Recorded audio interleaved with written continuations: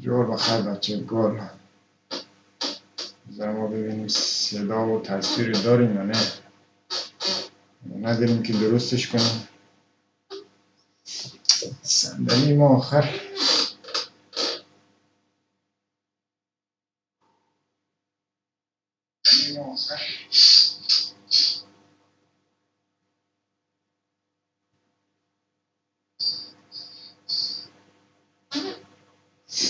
بله، هم صدا رو داریم هم تصویر رو داریم. یا من همین صندلی رو جور کنم. خیلی سر صدا میکنم.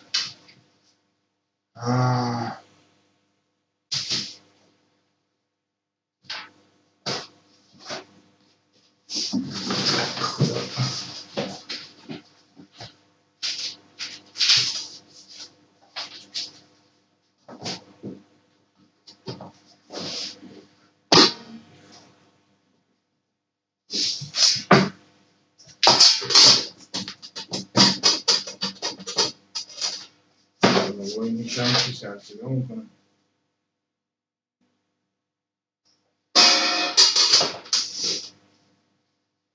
وایسته من جور میکنم.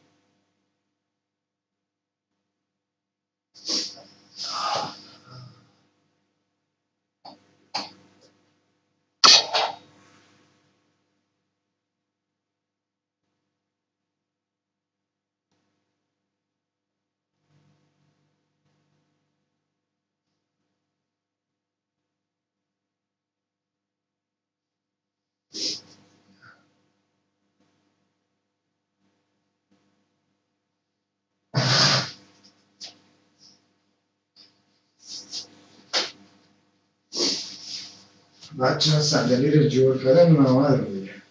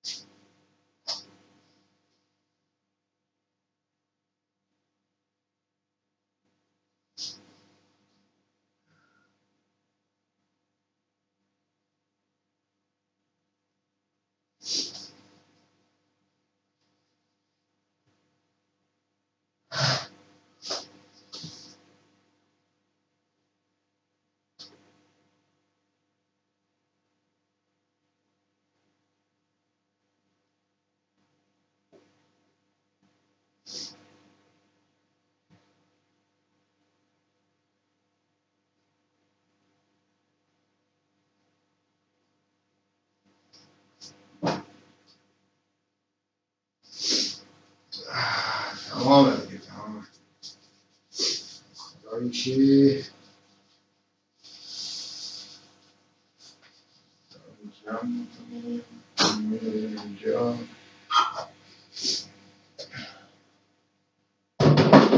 پس میدهیم سنده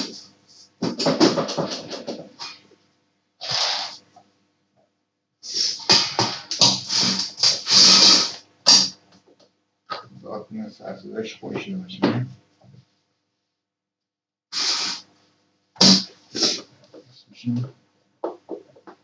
دیگه سرسده نداره.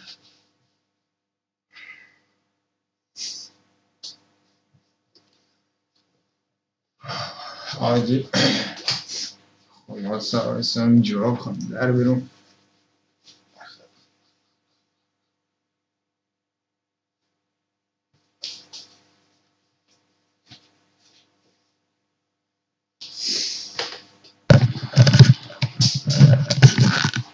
خلاصه که بچه من تازه از تمرین آمدم. خب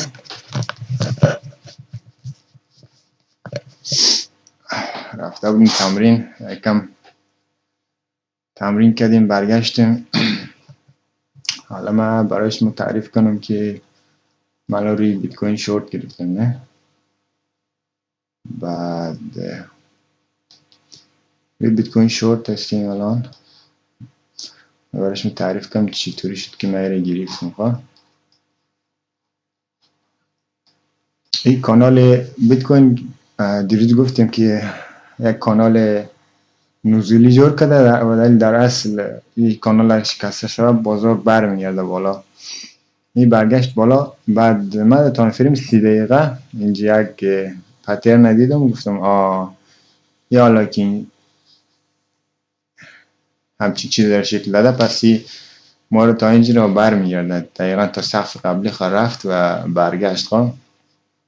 توی باکس ما آمد، ما از داخلی باکس گرفتیم ولی ما در تایم فریم 3 دقیقه هم نشانه ریزش را ما دیده بودم. تایم فریم 3 دقیقه من اینجا نشانه رو دیدم. خب بعد دیگه خیلی مطمئن تر شدم دیگه. یک دفعه اینجا ورود کردم، یک دفعه دیگه هم اینجا ورود کردیم.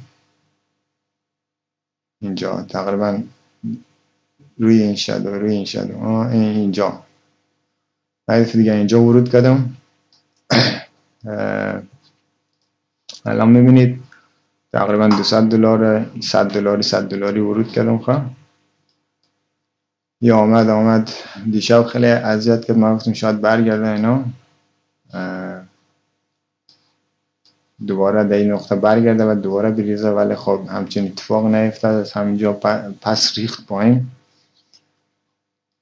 الان یه دونه روند نزولی داریم که اولین بار نتونست پیش کنه، دفعه دوم داره میشکنه. خب اینجا داره میشکنه و این اصلا زیاد خوب نیست. نه بازار اینجا بود، نه فکر کنم اینجا بود. من چارت سعی کردم، میخواستم سیویسود کنم، باز گفتم بذار ببینیم چی میشه. خب حالا که خط ما رو شکست، 1 2 3 دفعه شکست، ببینیم در این مقاومت چی واکنش نشان میده. خب اگر ایرم شکست بالا این تثبیت کرد، دیگه ممکنه کلا برگرده تا این محدوده رو دوباره شاید برگرده. بعد من دیروز 2 تا معامله روی آدا باز کردم. خب یکی اینجا بود که من تایم فریم تقریبا 3 دقیقه اینا اینجا تایید نزولی گرفتم، اینجا که شورت گرفتم. خب بعد این آمد در اینجا رسیده و فکر کنم چون دو تایم فریم پایین تر رو باز کرده بودیم، بذار تایم فریم پایین تر هم نگاه کنیم.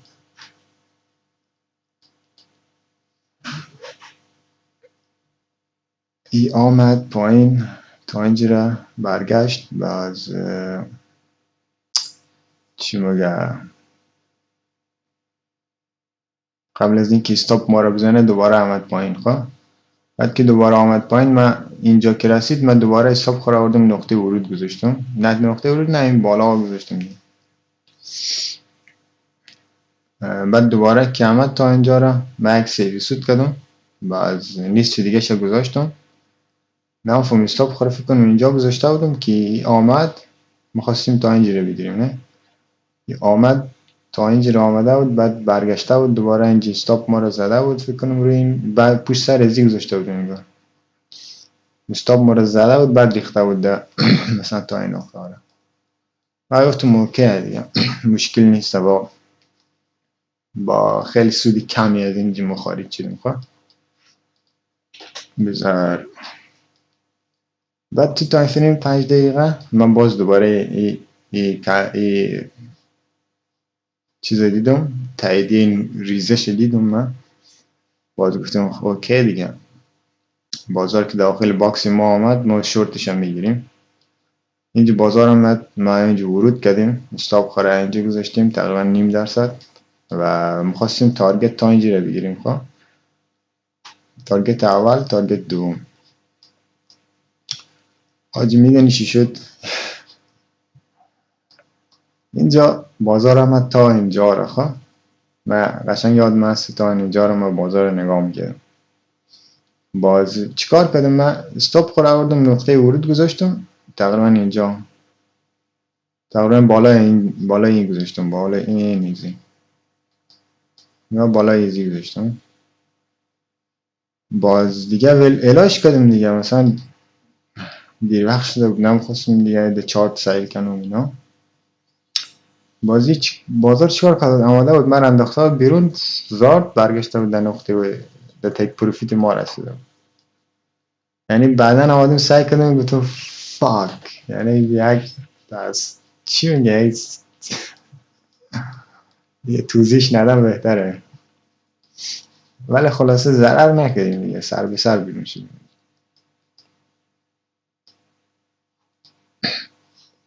یا که همین الان ما در تایم فریم 5 دقیقه روی آدا چیز داریم، چی میگم،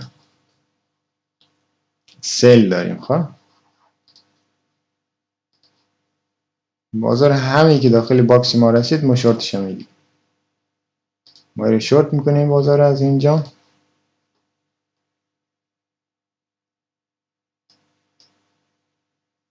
تا کجا را؟ یا تا اینجا را یا پایین تر از اون.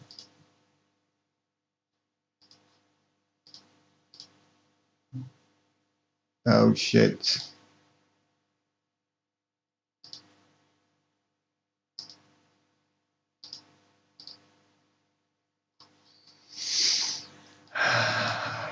اگرچه اینجا هم کندل خوبی بسته کردن ولی اونقدر هم جالب نیستن. بعد بازار در این محدوده ما رسید، ما دوباره یک شورت میگیریم. شورت که مثلا باز کردیم بیت کوین، بله در این محدوده نگاه واکنش خوبی داره انجام میده. بعد از اون طرف آلگو را رفتم بازار اگه در اینجا پول بک بزنه از اینجا میتونیم مثلا یک بای بگیریم. خواه از اینجا تا اینجا استاپ خواهم میذاشتیم پوش سر از این یک همچین چیزی رو میتونیم بگیریم، ولی پول بک نزده آلگو. سولانا هم گفتیم که اینجا رفته بود یک کم دیگه برمیگشت مثلا میتونیم بگیریم میشه از اینجا بالا دیگه تا این نقطه تا این باکسه. ولی خب سولانا هم نیمد پایین، شاید دوباره بیاد پایین، ولی آدا همین الان دمه یک سیل داده. خواه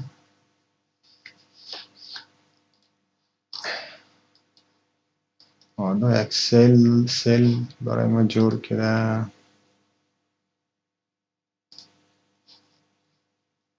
تایم فریم 5 دقیقه. خواه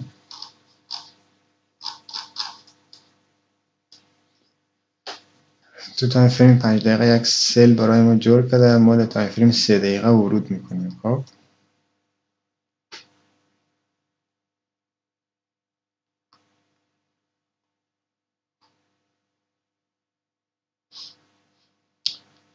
فقط بیاد یک کندل دیگه این بالا بسته کنم ما شورت میگیریم، شورتش میگیریم. بذار من اینجا آدا رو آماده کنم. بیت کوین چی خفن داره برمیگرده. اوه اوه اوه اوه نره استاپ ما رو بزنه. چی میگم، من استاپ خور آوردم اینجا گذاشتم، استاپ خور آوردم نقطه ورود خوب گذاشتم.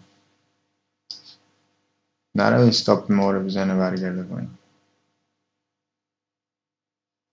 وقتی حداقل این بیت کوین تا کفی کانال خوره دوباره برمیگرده. خواه برای همین هنوز پوزیشن خور ما باز نگه داشتم و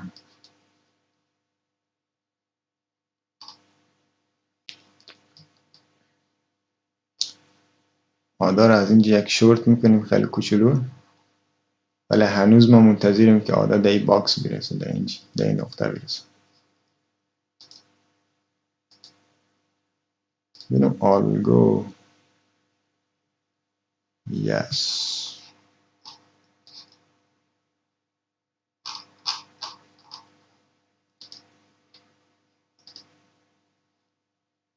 واو. من بیشتر نگران بیت کوین هم خواهم، ولی همینجوری نموره بالا خواهم برمیگردم از همینجا، شاید برگشت بزنه یا بیاد اینم تا اینجا خواهم. اینجا دیدی یک خیلی مقاومت زیاد شده اینجا، بذار مشخص کنیم خواهم یا از اینجا برگرده پایین. خب اونش مهم نیست، ما فعلا آدار میخوایم یک سل بگیریم ما اینجی، ولی چرا نمیاد آدار؟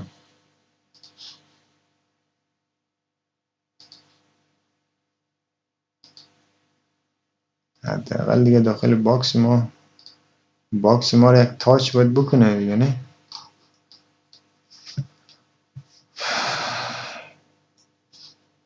ای لا لا لا لا لا لا لا لا لا لا.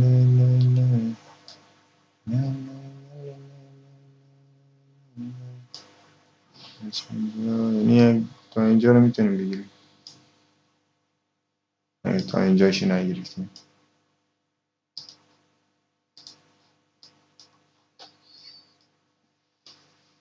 648 نکو دیگه شوخی آدا، شوخی نکو با ما، بیا یک برگشت دیگه بیزن بابا، بیا دیگه یک برگشت دیگه بیزن که ما با خیال راحت بگیریم شد.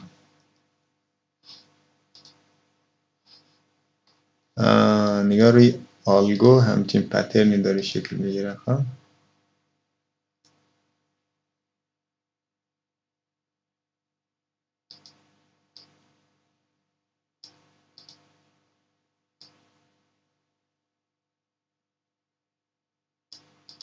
یک همچین چیزی و یک همچین چیزی.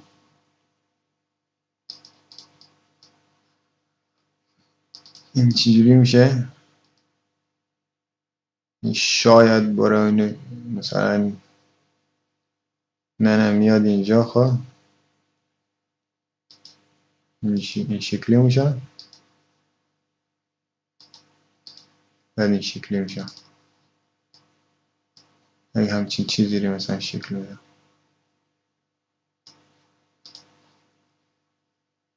به نظرم این تئوری منه. آلگو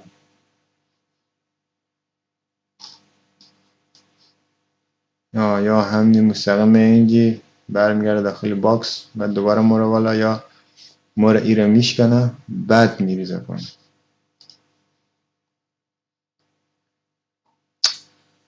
ساعت 2:46 45 دقیقه، کندل 15 دقیقه بسته شد.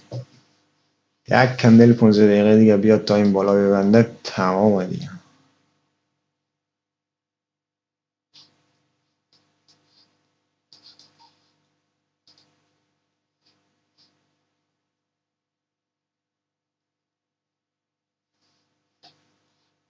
یا همه حرکت بیت کوین داره میزنه، یعنی بیت کوین هم همچین چیزی در بیت کوین شکل گرفته که دیروز من نگاه کردم، به خاطر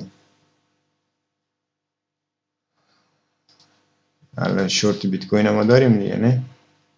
یه همچین اتفاقی، همچین چیزی در بیت کوین شکل گرفته. نگاه الان توی 30 دقیقه هم ما تاییدیه ریزیش داریم. توی 3 دقیقه هم نه ببخشید 5 دقیقه، توی 5 دقیقه هم ما تاییدیه ریزش داریم. توی 30 دقیقه خب مثلا محدوده ما خیلی بزرگه، میتونستیم از اینجا بگیریم، ولی الان توی 5 دقیقه تاییدیه است، مثلا نقطه ورودی که جذاب است رو توی 5 دقیقه داده. یعنی کجا؟ یعنی اینجا، یعنی اینجا، یعنی یک برگشت بزنه تا اینجا، من فول مارجین ورود میکنم دیگه.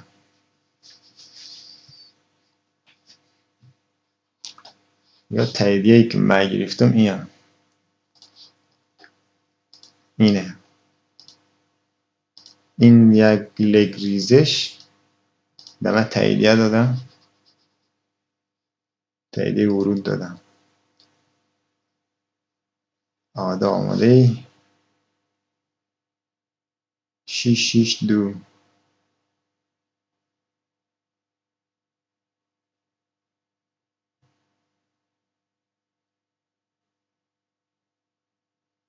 663.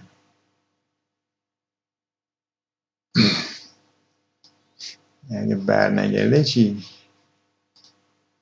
بذار همینجا 6608 همینجا 50% ما ورود میکنیم.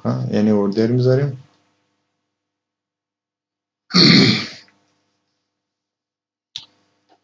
همینجا 50% اوردر. اوشی داریم پایین. یعنی نمیخواه مثلا اوردر ما رو فیل کنه. یعنی اینجا ما یک اوردر اینجا گذاشتیم یک کوچولو بالاتر، ولی توی 15 دقیقه میگم من اوردر رو فیل میکنم، تازه در این نقطه باکس هم میرسم. ولی خب اشکال نداره، ما یک کوچولو زودتر وارد میشیم چون یکم عجله داریم. فیل کرد دیگه، اوردر ما رو فیل کرد. خب ما نصف معامله رو الان ورود کردیم اینجا، نصف دیگه شو میذاریم اینجا ورود میکنیم. بازار که اینجا رسید ورود میکنیم. اگر که نه با همون نصف معامله میریم پیش میریم. چرا؟ چون که ریسک ما کمتر میشه از اون طرف.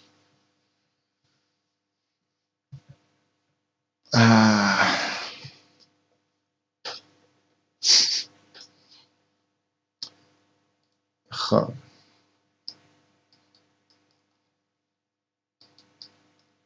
اگه من بخوام مثلا تیک پروفیت خط طبق نیم ساعته بذارم، طبق حرکت نیم ساعته بذارم، یعنی تیک پروفیت من اینجا میشم 6.2.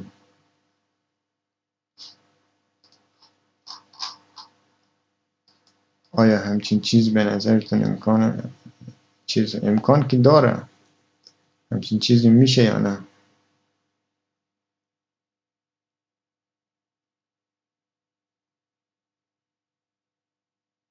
میتونه بشه.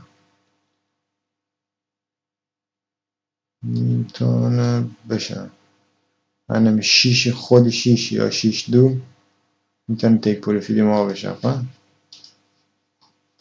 ولی ما نمیخوایم این چه حرکتی را فعلا.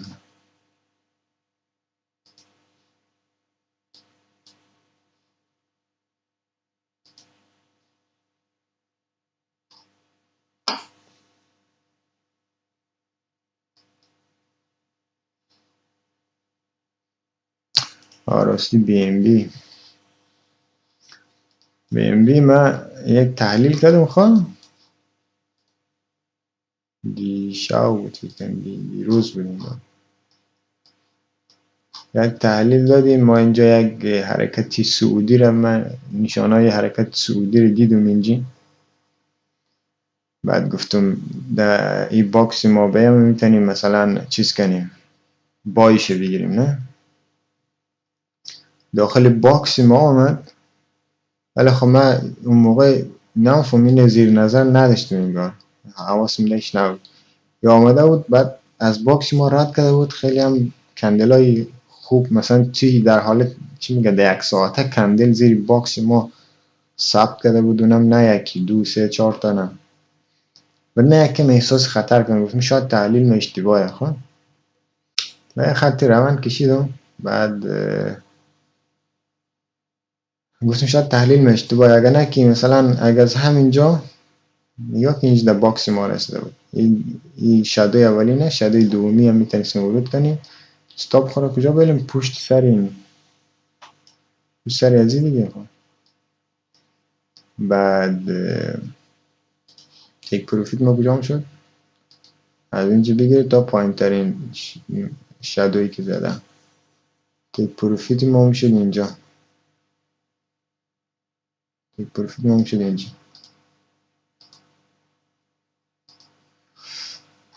یک آر به آر دونی رو میتونستیم بگیریم ازش. خب ولی چون به خاطری که الان که نگرفتیم، بذار پاکش کنم، چون زیر باکس ما کندل ثبت کرده بود، من هیچ کارش ندادم یا کم احساس خطر کردم وقتی که آمدم نگاه کردم.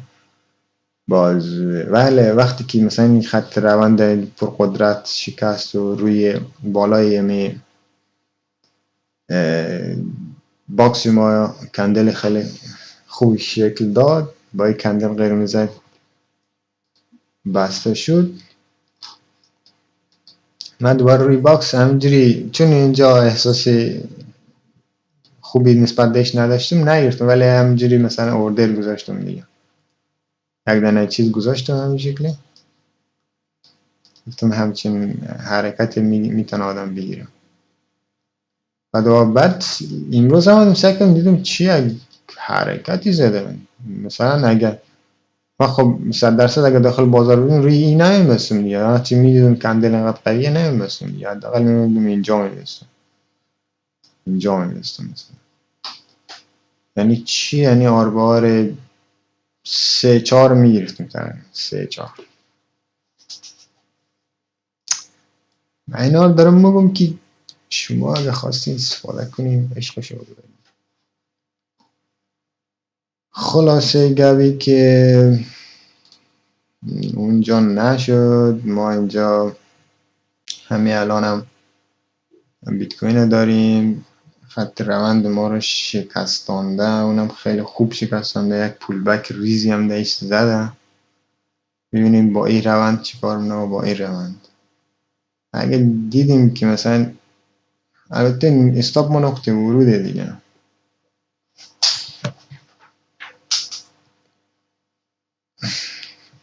میبینیم چجوری پیش ماره، چی رقم حرکت میکنه. اگه خوب حرکت کرد که خوبه دیگه. من اصلا قصد دارم نصف معامله رو اینجا ببندم روی این نقطه. خب نه 75% معامله رو روی این نقطه ببندم، بعد تقریبا بقیش دیگه 20-25% دیگه شیره پام بذارم برم روی این نقطه ببندم، روی 67,500 میخوام ببندم. چرا؟ چون احتمال داره که از اون پایین ترم بریزه پایین. من در تایم فریم دیلی برای بیت کوین یک ریزش تا 54,000 تا رو مثلا ما در نظر دارم. میگم تا 54 تا رو میریزم.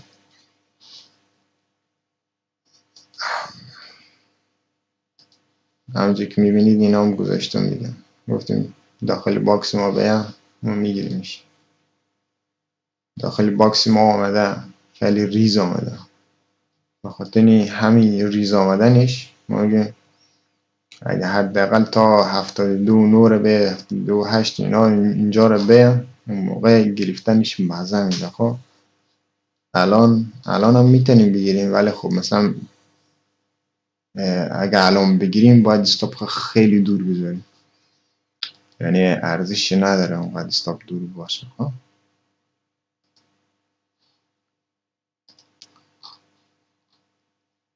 یا من میگم داخل باکس باید حداقلش باشه. یعنی چی؟ اینجا بیت کوین چی میگه، آمد یک جورایی یک ریز خود رسانده تا باکس. ها اینجا ما فکر کنیم برمیگرده، ولی آره یک برگشت زد، ولی حتما خود داخل باکس میرسانه. برای همین فقط 50% اینجا ورود کردیم. 50% اینجا ورود کردیم، 50% دیگه شده موقعی که آمد یک دانه کندل داخل ای باکس میگه 6 در اینجا رسید. بعد 50% دیگر رو ورود میکنیم که نقطه ورود ما هم تقریبا به اینجا برسم.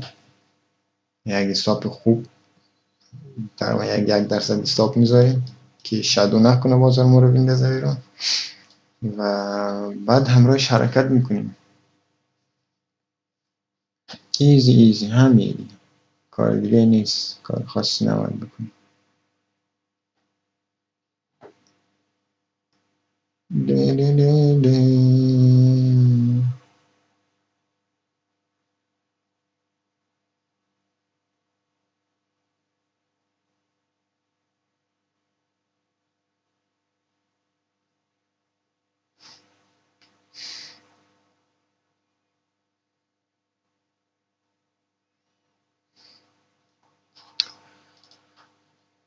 ببینیم آلگو چیکار کرد.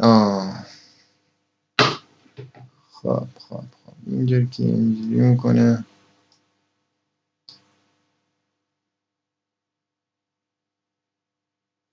پس ما خواهیم از اینجا بریزم. لا لا لا لا لا لا لا لا لا لا.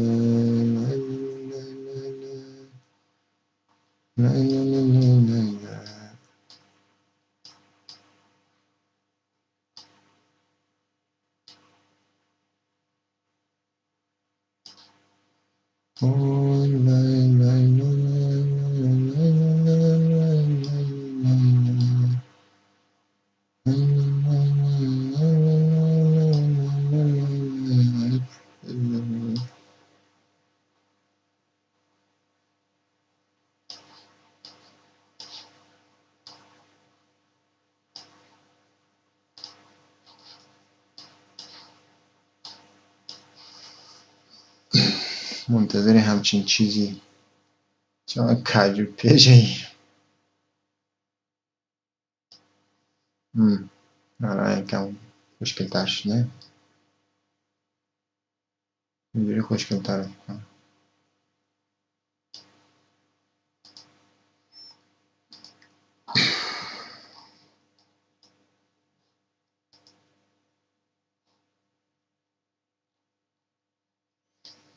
خب بیت کوین تو که نمیری بالا چرا الکی رفتی این خط شکستان؟ الان خط شکستان دی من نزدیک بود نصف معامله رو ببندم.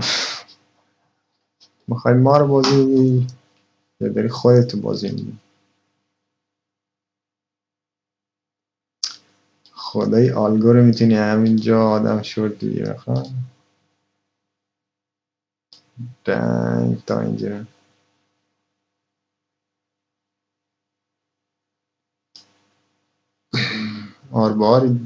آربارش بعد اگه نمیگرفتمش.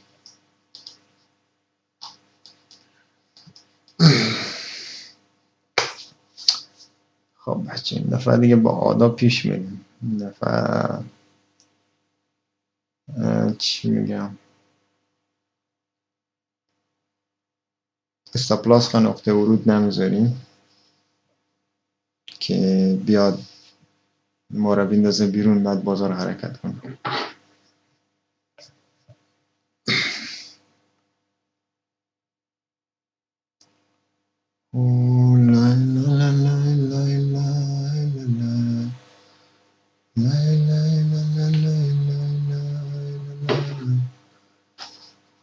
بذار اینم بیارم ببینید چی ما عشق کنید. عشق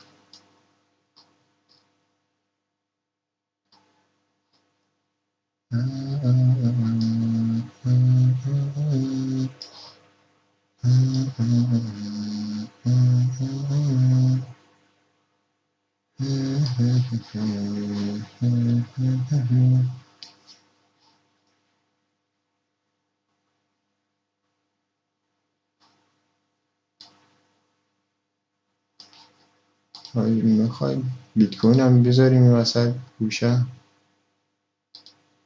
دوتاشو ببینیم.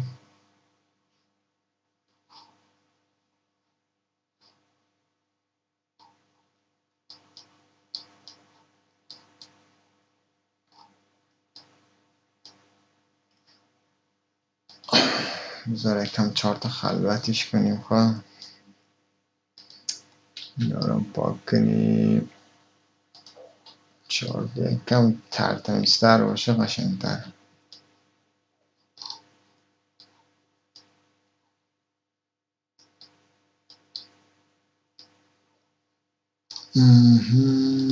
بذار اینم پاک کنیم.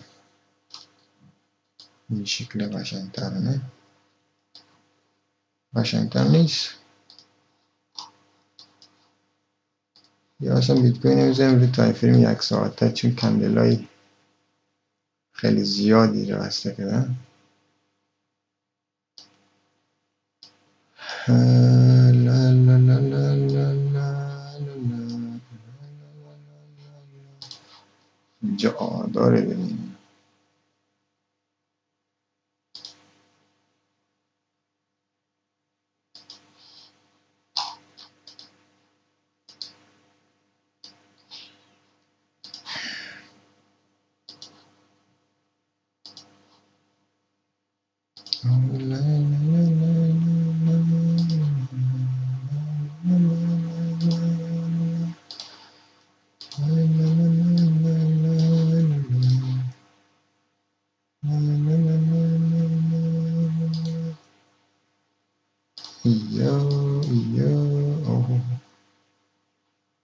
چه خبره که این خط چیه کشیدن اینجا؟ این طرفه. واو واو، این خطم خط مهمیه. نگاه کنید، آدار نگاه کنید. یه سری که برخورم میره کی گرفته بودیم، فکر کنم لایوش گذاشته بودیم. نه ایره نگاه، این خط مهمیه. دقیق برخوردم نکرده روی اونا، ولی میتونه مثلا یک برخورد بکنه بعد بریزه پایین. الان من میفهمم که اینجا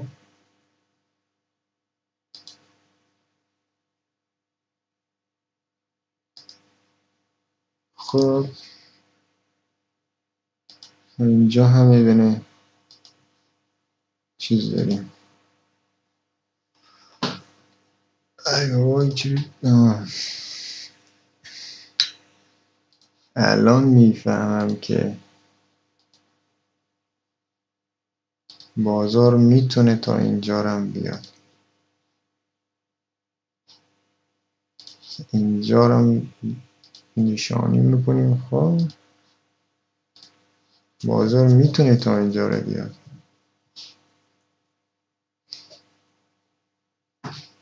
الان میفهمم چرا. الان دیگه دارم کم کم مطمئن میشم بازار میتونه تا اونجا رو بیاد. آدا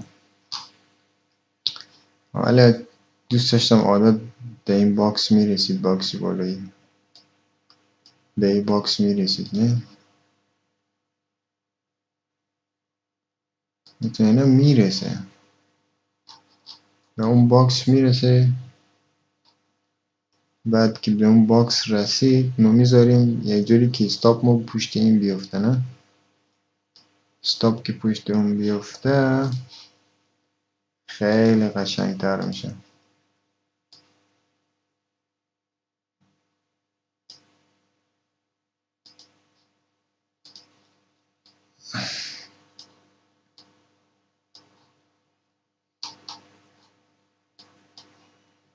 دنی دنی دنی دنی دنی دنی دنی دنی دنی دنی دنی. خب بیت کوین داره اذیت میکنه. یعنی میخواد بره اون خط رو بشکنه.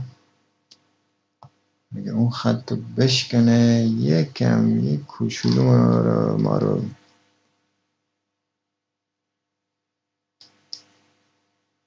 یک کوچولو ما رو اذیت میکنه.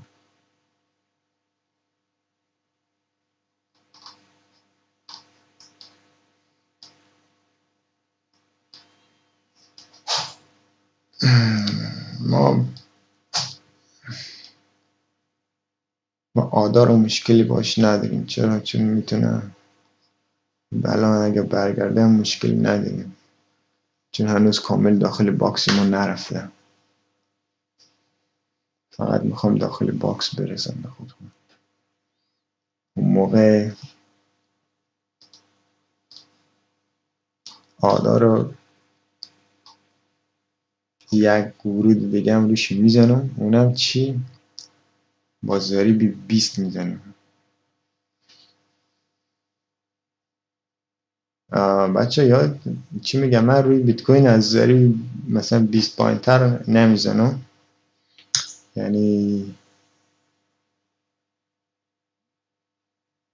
ولی روی بقیه ارزا مثلا با ضریب 10 میزنم.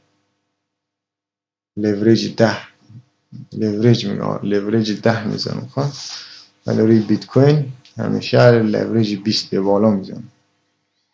این هم به خاطر ای هسته که بیت کوین درسته اکثر حرکت های هیجانی هم داره، ولی حرکت هیجانی بیت کوین کمتر از حرکت آلت کوین ها هست. خب یعنی به خاطر همین من میتونم بیشتر ریسک کنم روی بیت کوین تا بقیه آلت کوین ها.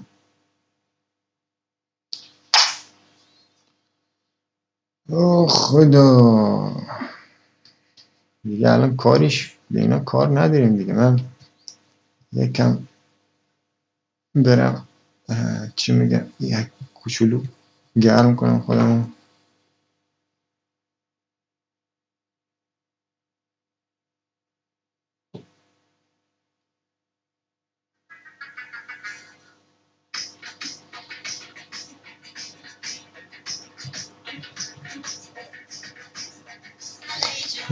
بوده داری به قلبه داری به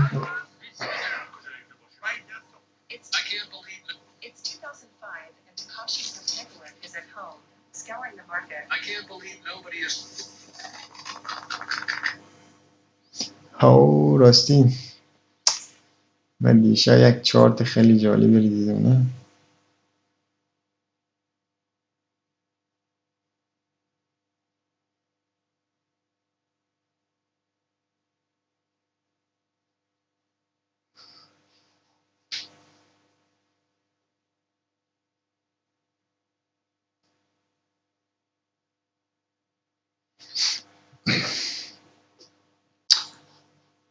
خب اینا رو کار نداریم. بذار من یک چارت خیلی جالبی رو داشتم نشان میدم.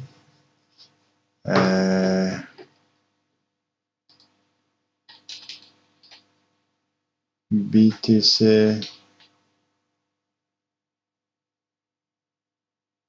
TRE فکر کنم همین بود. یعنی پشماشون میریزه. خب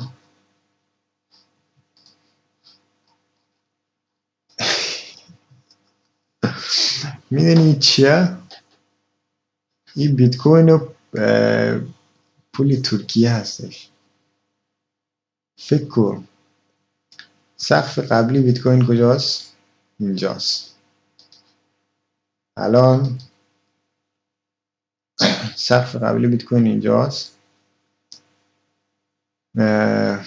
در بقیه جاها بیت کوین تازه در سقف قبلی خود رسیده، یک کم از سقف قبلی خود زده بالا. ها ولی مثلا در بقیه چیزا مثلا دلار و یورو اینا ها ولی در پول ترکیه از سقف قبلی خود که زده هیچی، تقریبا 170% دیگه از سقف قبلی خوبی رشد کرده. نگاه کنید از کف خب موقع بیت کوین از کف خب در دلار که میشه 15,000 دلار. حالا مال ترکیه بیت کوین در پول ترکیه از کف خود تا حال 640% رشد کرده. خب حالا بیت کوین دلار. خب این بیت کوین دلار است. بیت کوین از کف قبلی خود تا همین الان 365% رشد کرده در دلار. چی شد ترکی چی شد؟ TRE چی بود؟ BTC TRE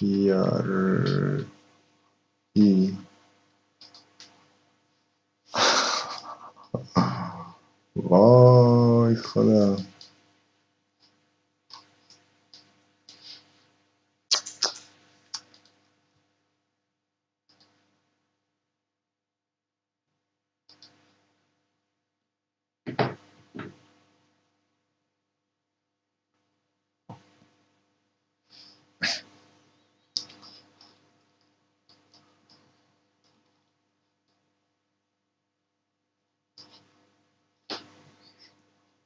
چطورین بچه های گل؟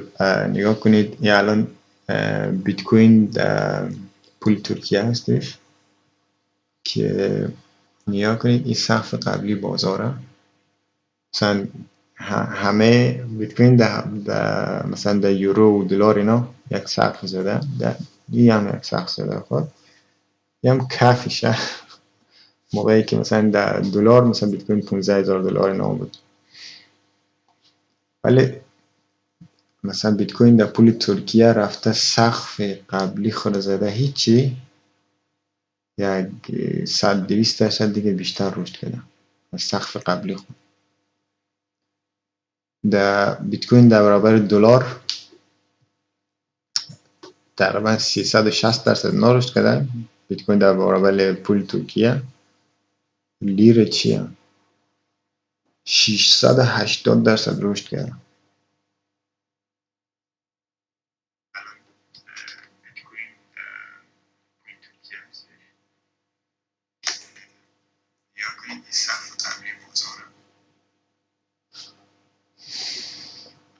یکم اطلاعات بدون بچه ها. ما یک گروه داریم برای بچه ها از وقتا یک سری اطلاعاتی که فکر میکنم مفید است میدونم. مثلا این هم یک چیزی خوبیه باحالیه، یک چیزی امیدوار کننده ایه نه. فکر که ترکیه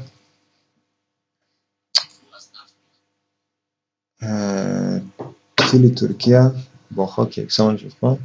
و موقعی که پول ترکیه هی داشت میریخت مردم ترکیه شروع در خرید بیت کوین اینا کردن. برای همین است که بیت کوین یک چیزی نجات دهنده برای ترکا. یعنی اونا برای اینکه ارزش پول خالص نده پول خود آوردن روی بیت کوین اینجا.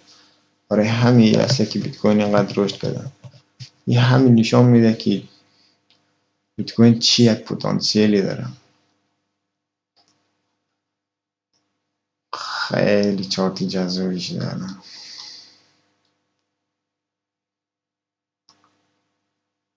چی یک پتانسیلی میتونه داشته. این تازه اولیش آقا. اگر بیت کوین در برابر دلار بیشتر از رشد کنه در برابر لیری ترکیه یک همین قد دیگه باز میتونه رشد کنه. یعنی همین قد دیگه باز میتونه رشد کنه.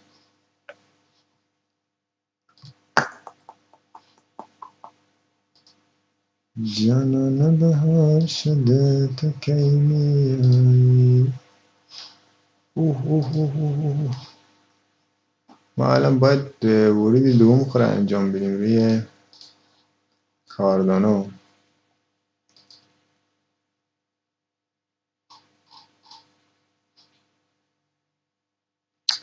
شو کمان کاردانو کمیان 66466 خواه ما یک سیل دیگه اینجا میزنیم. ضریب گفتیم میبریم بالا ولی نمیبریم بالا. نقطه ورود ما رسید 6628. نقطه ورود ما رسید 6628 6628.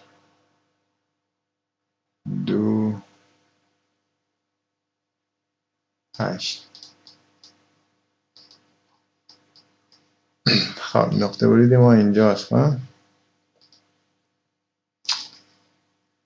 بله بله بله همینجوری ادامه بده.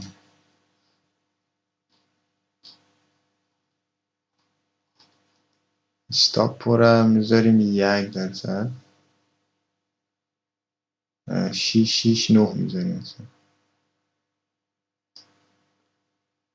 استاپ خواهیم روی 669 و دیگه کاریش نداریم.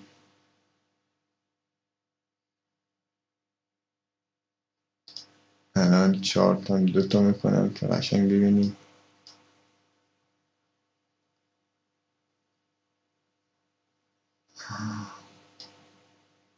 6628 28 اینجا گفتیم 669 میذاریم نه. استاپ ما اینجاست. این شکلی بذاریم بهتره فکر کنم. بیت کوین هم میذاریم روی تایم فریم 30 دقیقه.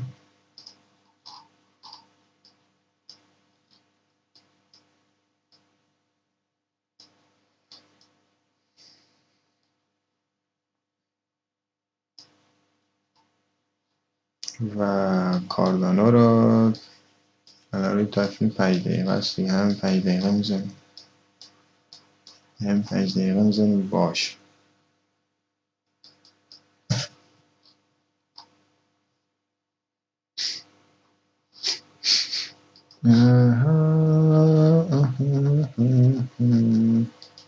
یا کاردانو هرچی بالاتر بری تو باعث میشه که استاپ ما بزرگتر، مثلا تیک پروفیت ما بزرگتر بشه.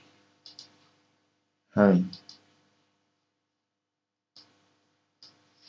یک آربار 2.5 میگیریم ازش.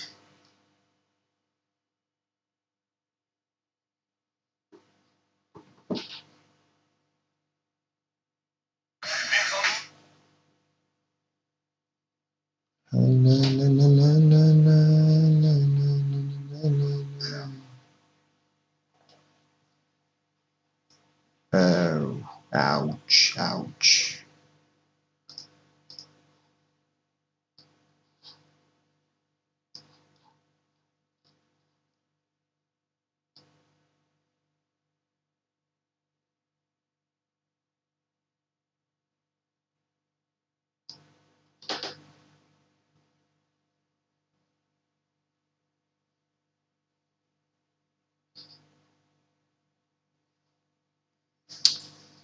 اوچ اوچ. خب اینم از این.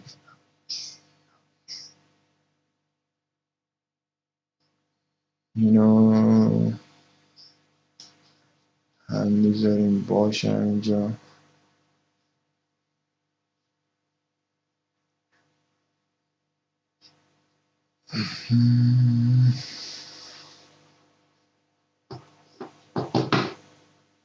XRP is up by 6%.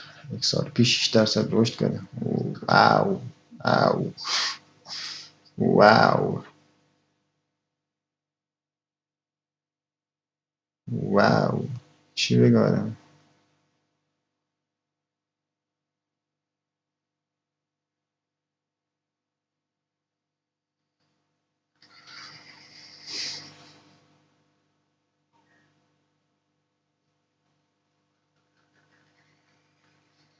یک پسر است داخل تیک تاک ترید روی کریپتو ترید میکنه.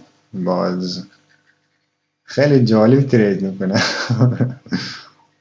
هر دفعه هم در تریدای خود مثلا پول زیاد میذاره، مثلا پروفیتش مثلا $1000 کم، $1000، $3000، $500 اونا مثلا پروفیتش.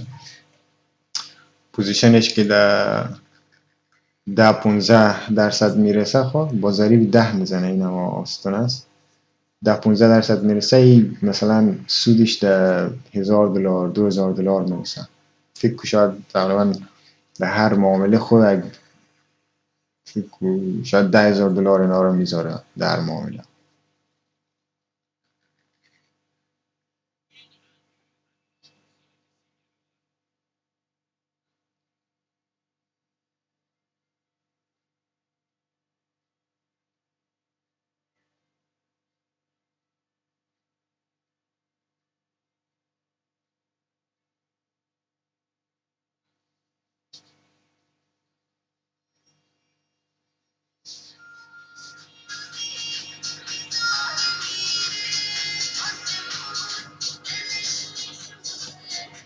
رو گریه میگیره، ابر گرفته میخونم با دل پرخون، های غریبه. آخ یه آهنگه به خدا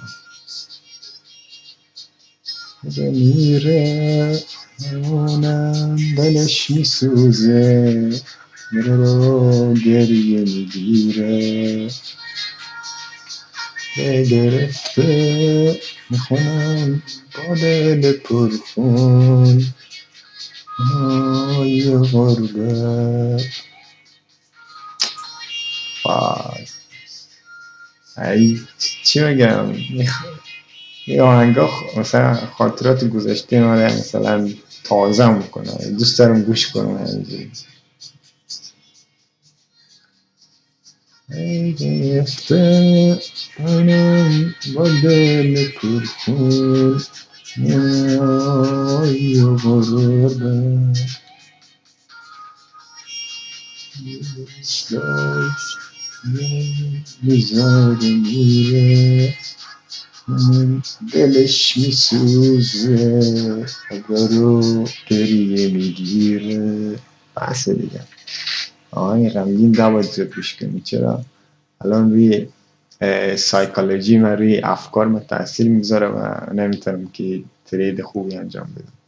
ممکنه اینجی احساساتی شام، آخ قلبم بعد بگیرم پولا رو دنگا بیرون.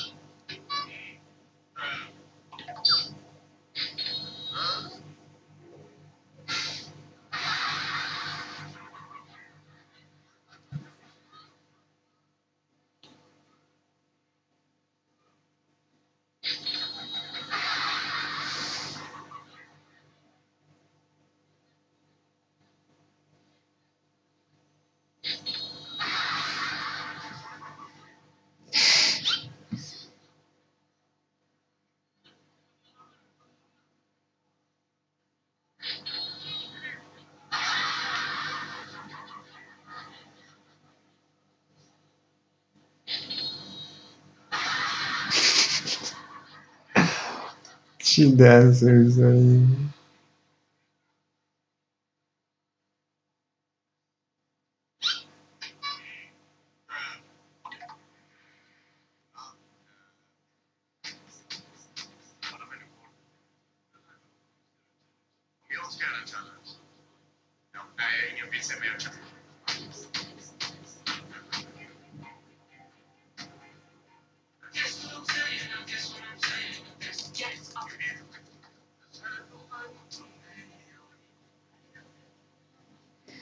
دایم کو بارکو شبنم گلا رو کشت، نداره تو ستاره تو با من کو کمک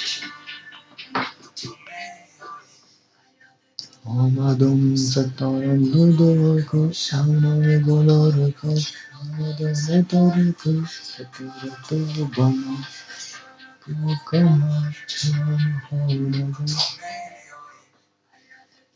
آمدم صدای دوباره که شمنام ستاره کاش ستاره تو با من ستاره تو کمک Practice any art, music, singing, dancing, acting, drawing, painting, sculpture, poetry, fiction, essays, reportage.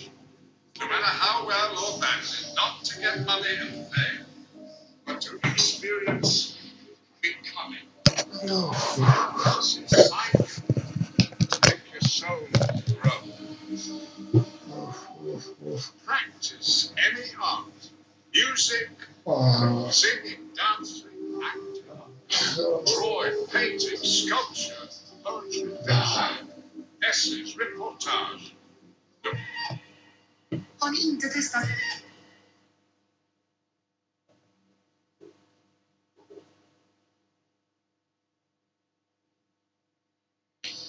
با که من آهنگ بانم و گوش کنیم رفتم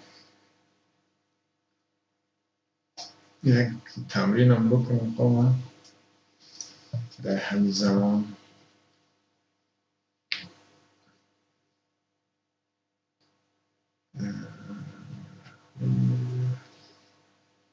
یک آهنگ هستم خیلی خوشم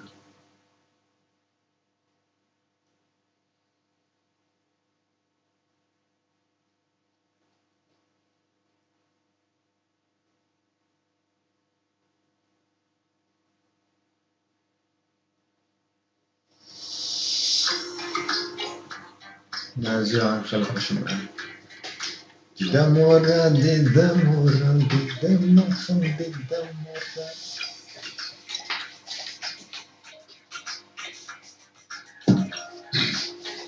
بچه من همینجا هستم حواسم هست یک چند تا تمرین بیزنم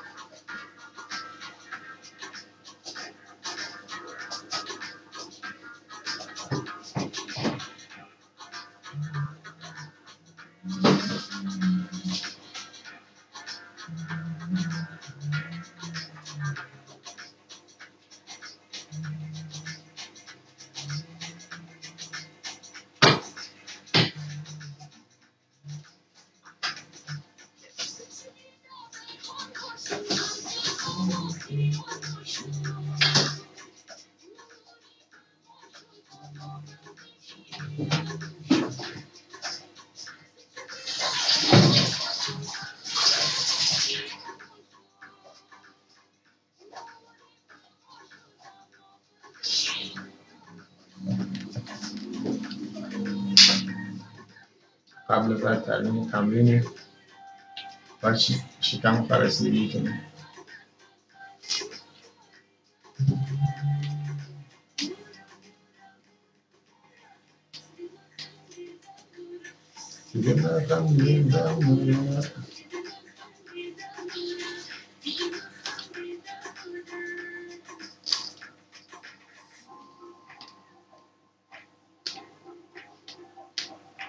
نگاه کنیم آدا یک کم الان یک کم ریسکی شده چرا؟ چون که هایر های زدم این هایر های زدن یک کم کار سخت بود یعنی یک کم کانفیدنتی مرا در مورد اینکه 100% بگم که آیا میره پایین یک کم پایین میره، ولی خب من هنوز بازم میره پایین.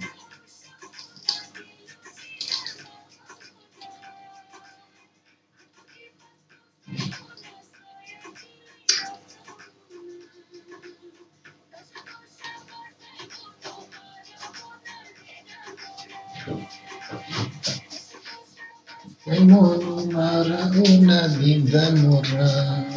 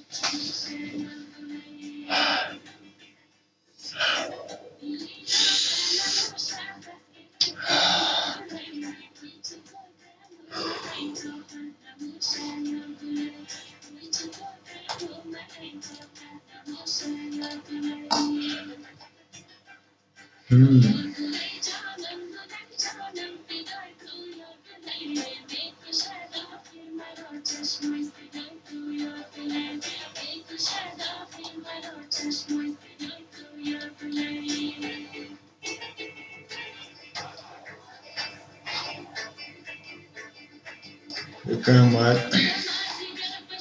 باید استاپ آدا رو بذاریم که آمد استاپ ما رو بزنه و رو بندازه بیرون یا حداقل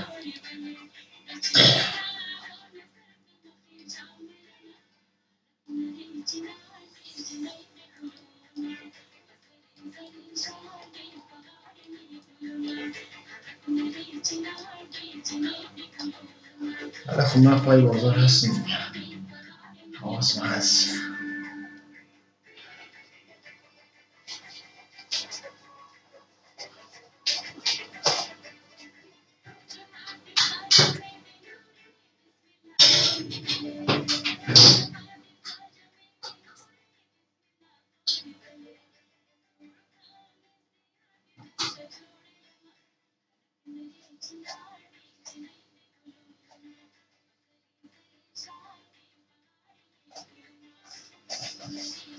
حواس من بذارم بیرون عشق کنید نه چی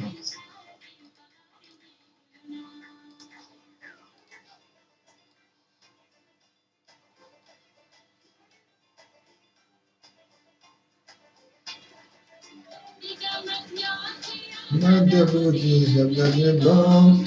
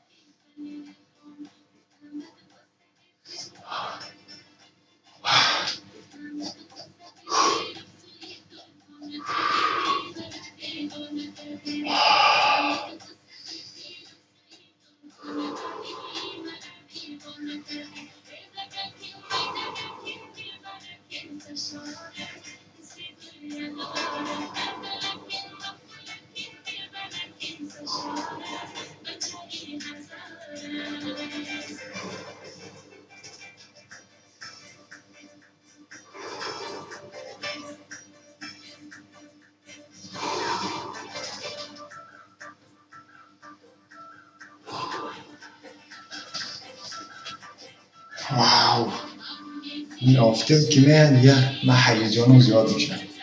واقعا دوست دارم این کارو کنم.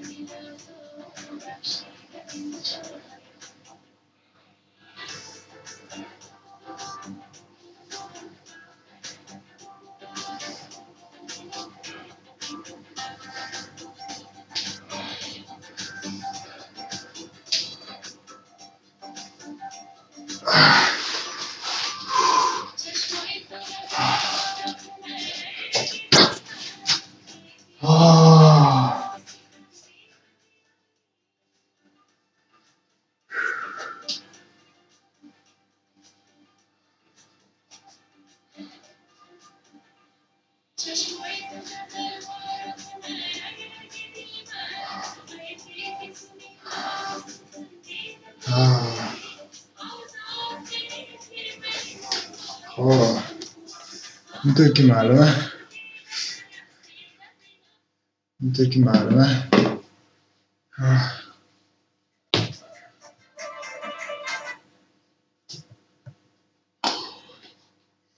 اینطور که معلومه بیت کوین با خط مقاومت شکستانده نمیشه را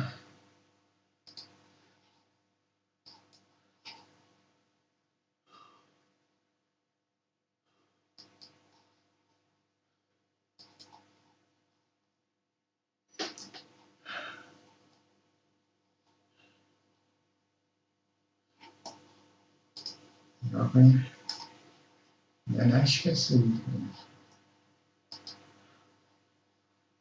الگو وای میدونی چی شده؟ حالا که این پایین نیامده ما اینو پاکش میکنیم میدونی چرا؟ چون این داره توی محدوده را آمده الگو آمده توی محدوده یعنی چی؟ یعنی میتونه آدم از اینجا شد شوید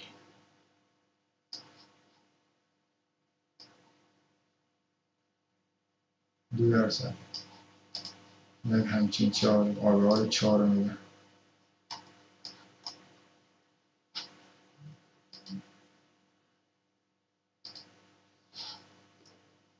خواه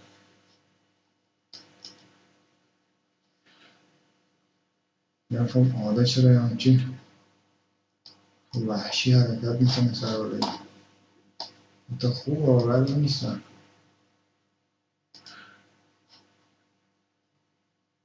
6 9 بذار ما استاپ نمو بذاریم بابا نخواستیم مثلا نخواستیم what the fuck این که گذاشته شد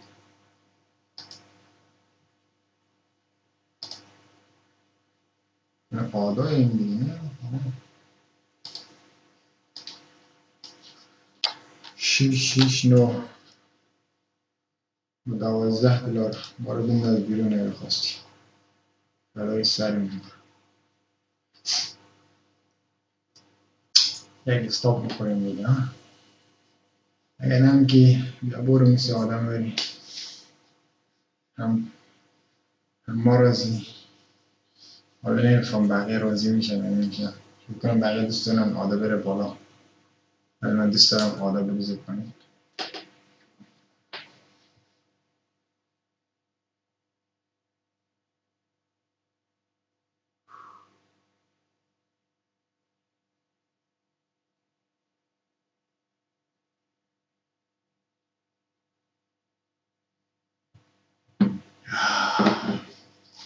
بله بچه هر کسی که ترید نگرفته خواه میتونه مثلا ساب کنه توی تایمفریم 30 دقیقه بازار که به اینجا رسید تایمفریم 30 دقیقه یعنی یک میتونید در این 2.860 آلگو رو مثلا شورت بگیریم ها شورت بگیریم از حالی چی هم اگه بگیم این سقفش اینجا در نظر بگیریم کن مورد اینجا میگیم قشنگ تا اینجا رو میده خواهد یعنی آلباری 4 رو که میدن مطمئنم تا اینجا رو میتونه اصلا یه آلبار هم یعنی کجا؟ یعنی تا این خط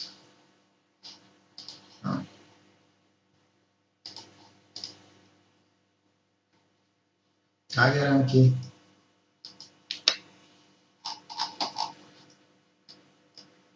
ما گفتیم اینجا برگرده ما بایش رو بگیریم کلان تا اینجا رو اگرم که این فیل شد و نیمت پایین با اشکال نداره باز یک محدوده دیگه داریم میگونیم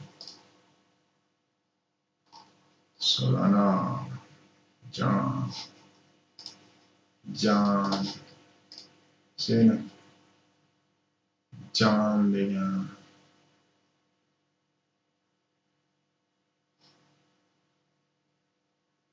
یا این معامله دیروز بود فکر کنم نه دیروز به پریروز بود ما اینجا گرفته بودیم باز این رفت بالا تا اینجا را باز من اینجا بسته کنم نه اینجا تا اینجا نصف معامله رو بسته کنم این خیلی بد کنده ریخت خواهد بعد اینجا دیدیم یک کانال زد او یک ریخته الان دوباره میخواد به کف کانال تست کنه بعد برگرده باز دوباره یک کندل سبز که بسته کرد اینجا این کندل سبز که بسته کرد دوباره اینجا بسته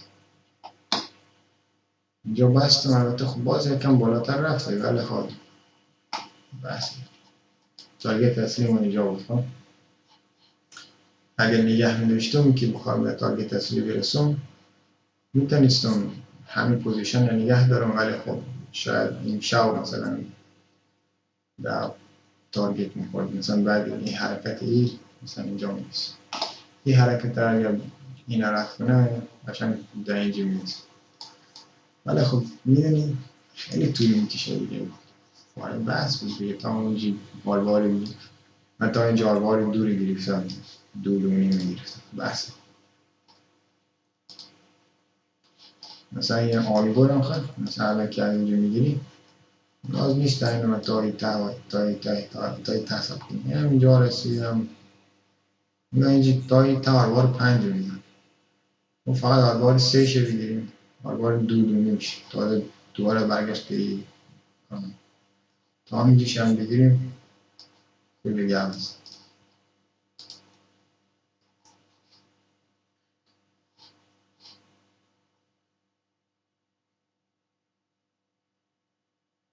آدا هم مثلا الان نگاه کنید یک همچین نهی میخوام الان این را از اینجا بگیرم خواهم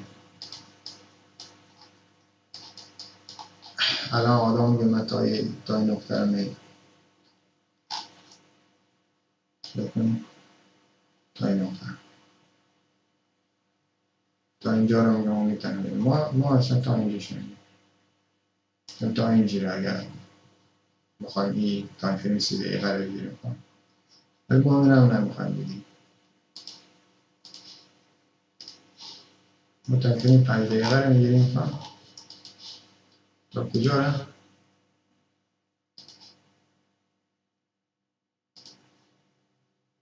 تا همینجا همین آلوار دونی ناشن یا تا میتونیم تا این مرحله رو بگیریم میتونیم اصلا تا این مرحله رو بگیریم ولی این وسط هاشو میگیریم آلوار دونی بس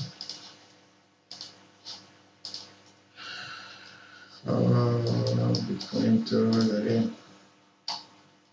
اینجوری عجیب غریب حرکت میکنه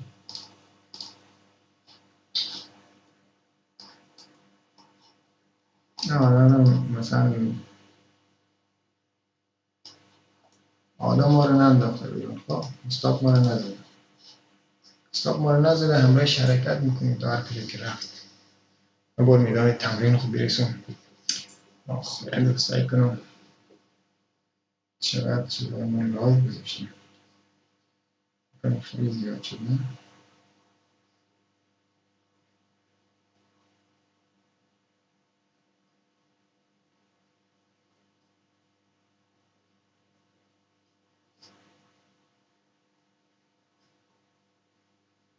یه عکس آرت میشه داریم.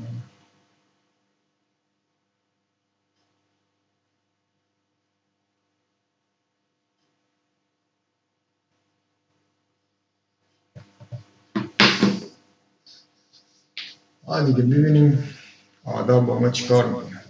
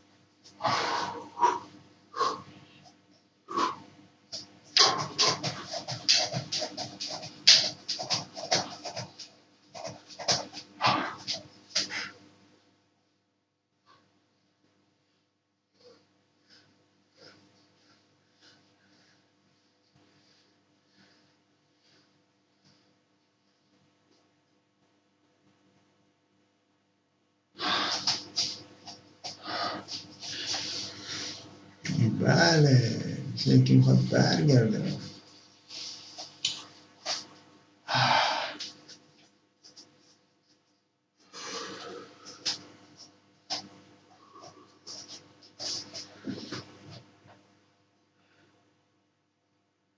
یک چیز بذارم گوش کنم.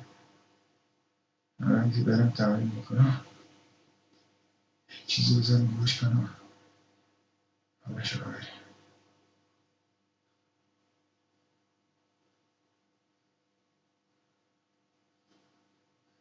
چی بود اسم این دارم؟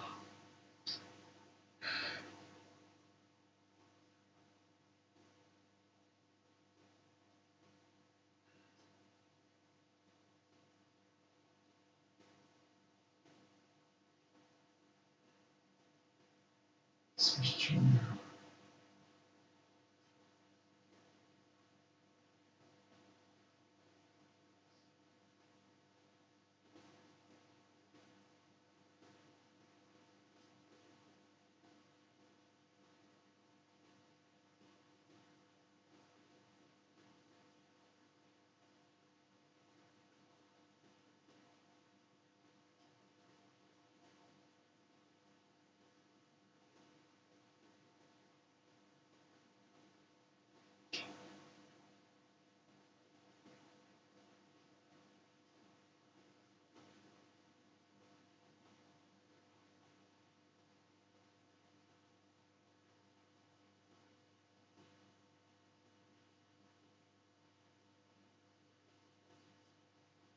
To those programs. And it's that uncompromising will where you keep training the animal to stay, to get beyond all the cravings, feelings, the habits of the body, and catch yourself. Best-selling author and host. The #1 healthy wellness podcast.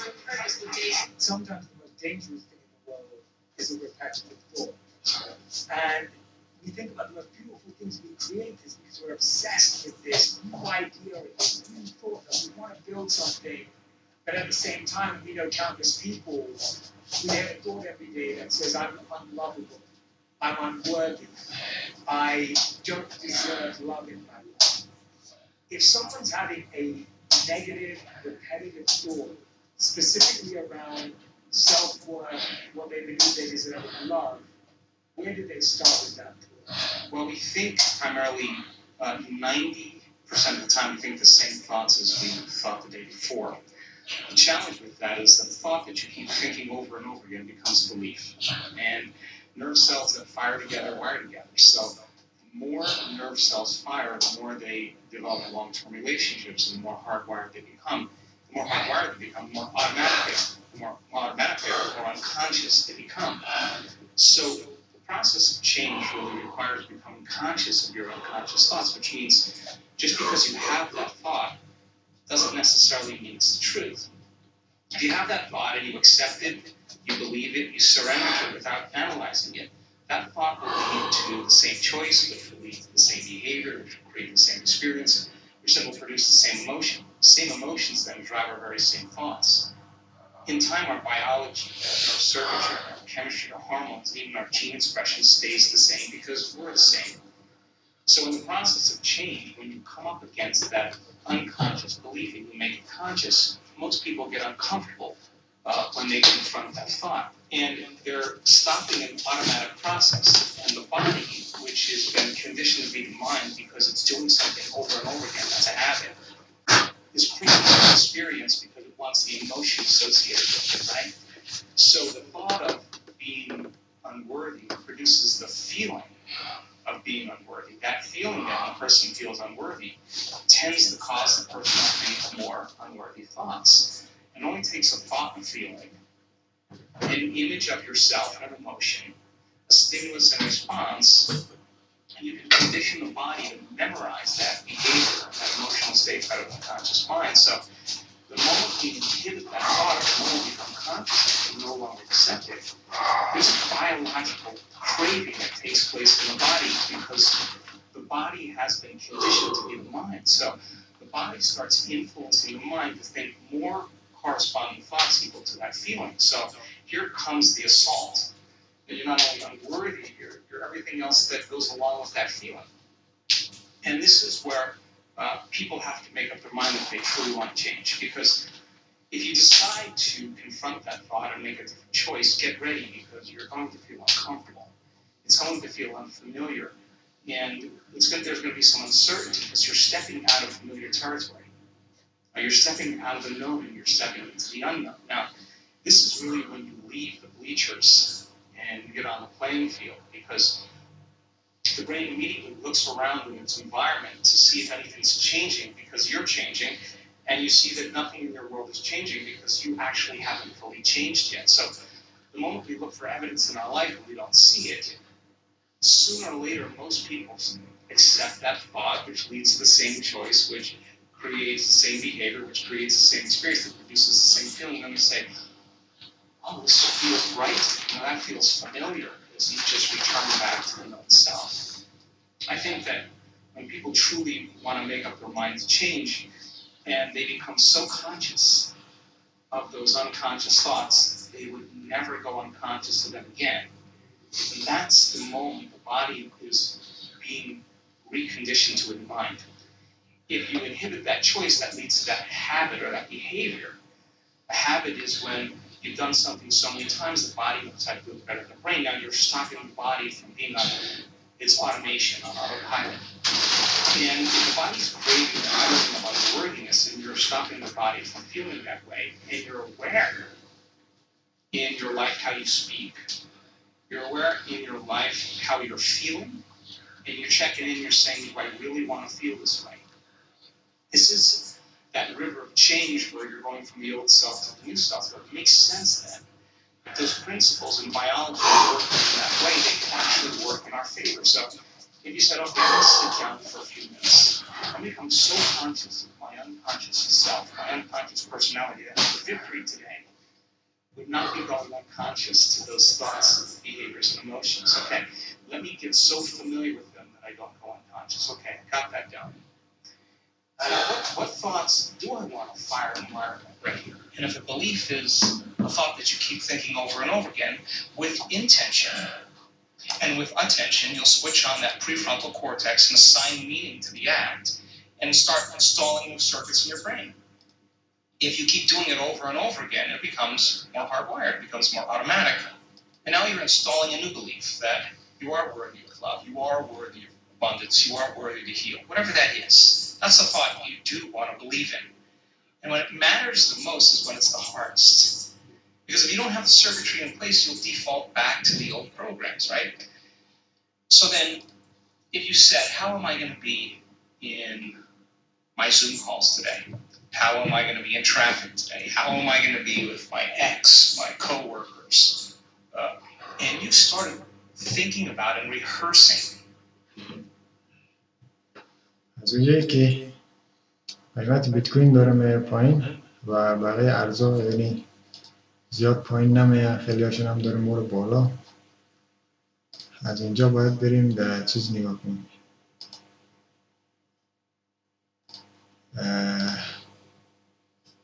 بیت کوین دامیننس بیت کوین داره میره بالا پایین، قیمت بیت کوین داره میره پایین. یعنی چی؟ یعنی اینکه پول داره در سمت آلت کوین ها حرکت میکنه.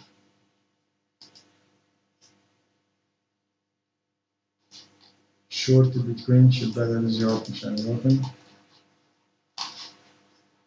روز تایم فریم 4 ساعته. سعی کنید چقدر شورت بیت کوین زیاد شده. توتال مارکت کپ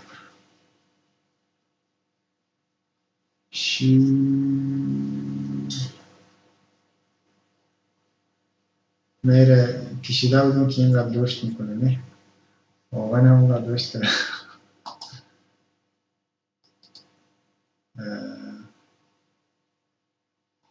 این هم کشیده بودم اینا.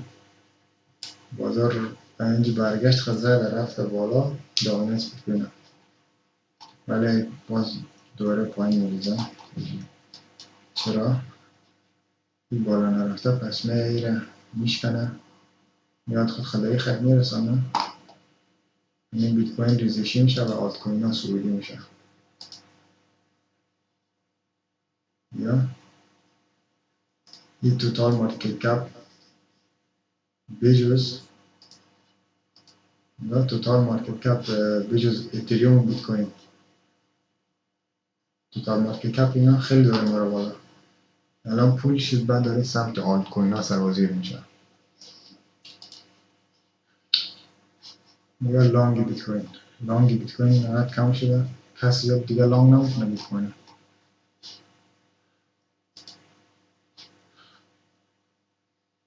چیه؟ بیت کوین ترید US market cap including top 10 dominance.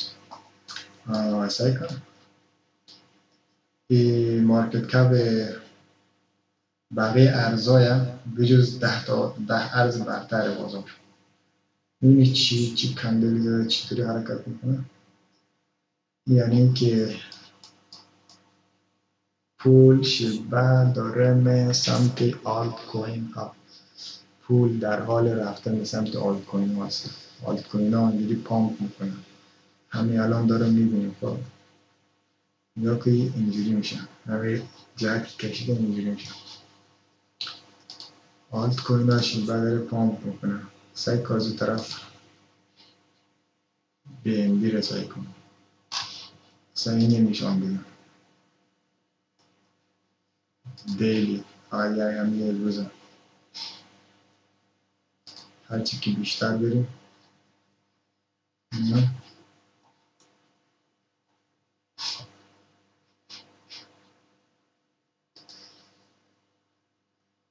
سایتون هفتگی که نبود کلگیشون پام شده. دیلی روزانه شدن.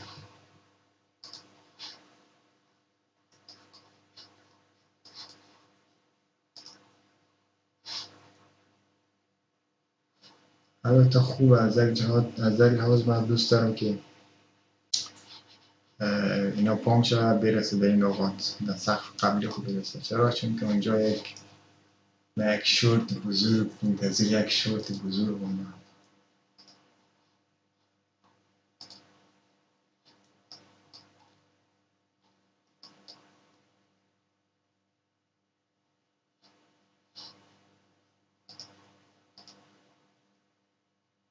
ساعت 4 یک کندل خیلی خوب بسته کرد میکنیم.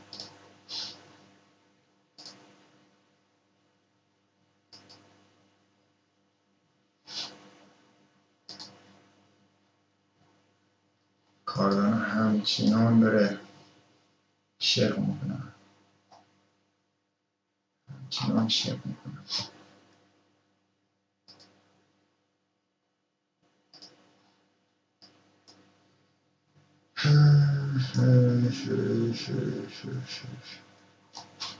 این آلگو چی کار کرد؟ آلگو در این باکس ما خورده و برگشته ولی خب مطمئن نیست.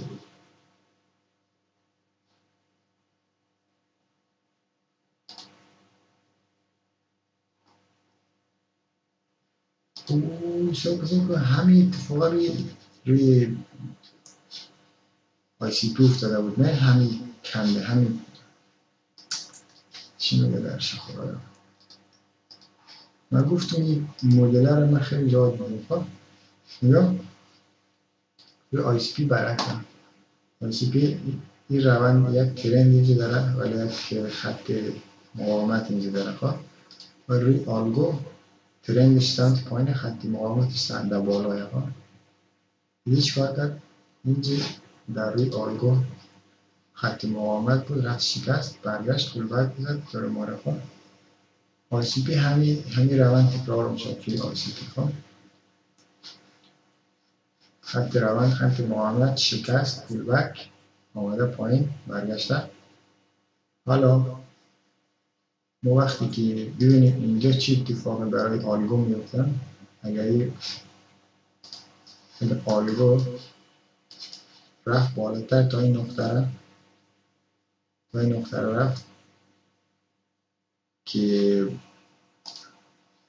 ICP هم میریزه بیشتر پایین خواهد، ولی آلگو اگر از همینجا ریخت پایین پس بدانیم که ICP از همینجا مورا بالا.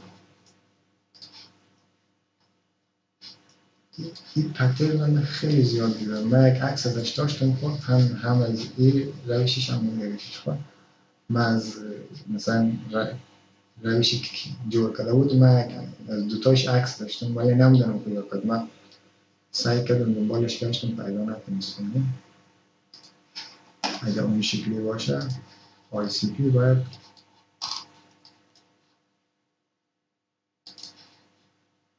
باید از یا اینجا شکسته پایین آمده، پول بک زده آمده، اینجا باید بریزه پایین یا از همینجا برو بالا شکلی باید بالا. بسیاری داره ببینیم اینجا چی اتفاق میفته.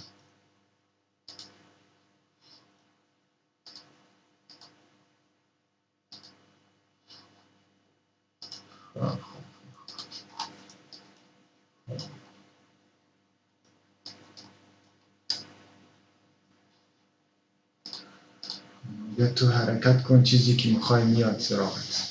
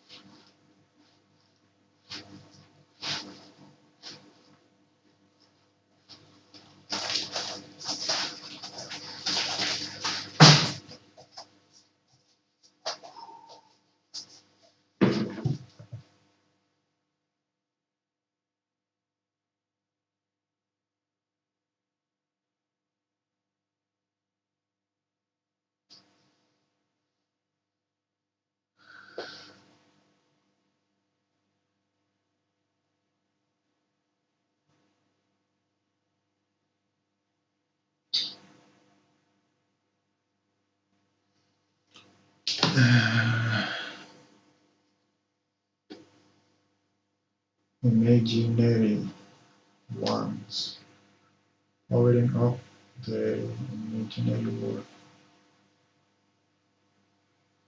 Connect with X.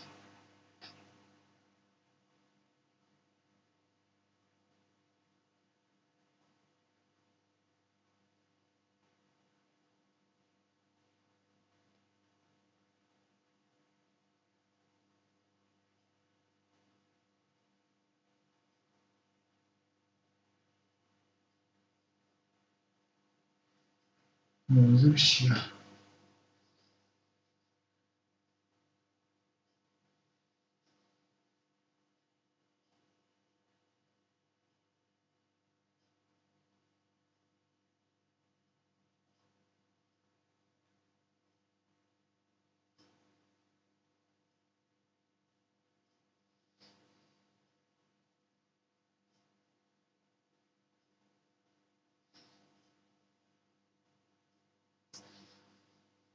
Get imaginary pass.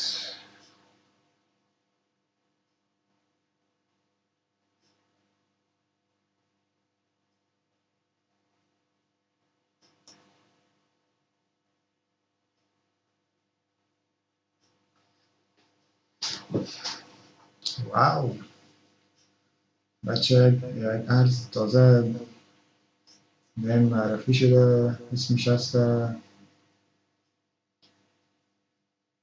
بوبل کوین. بعد من نگاه کردم میتونی تویتر خود بهش مستقیم وصل کنی در وبسایتشون. بعد پارتنرشیپشون خیلی جالب است. OKX هسته یک صرافیه که هم یک صرافی خیلی خوبیه توی کریپتو. و سامسونگ پارتنرشیپ داره. هوگو، شانگریلا، ایش یادشانیه.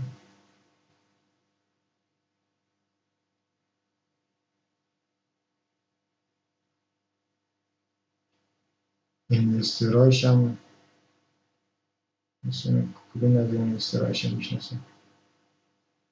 مرتبل، ایلومیناتی کپیتال، دیگه چند تا آدم هستن.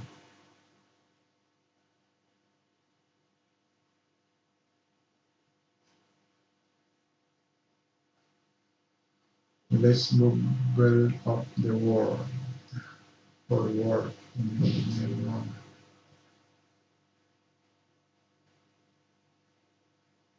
واو جالب به نظر میرسه. Starting from 22 December to 1995. بازی هم داره.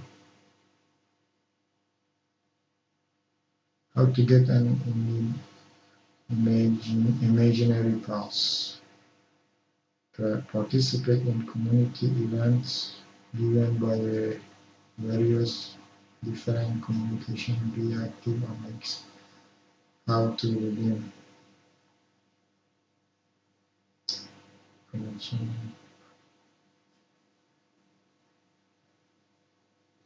فارم کشاورزی او چی بازی‌هایی هم داره.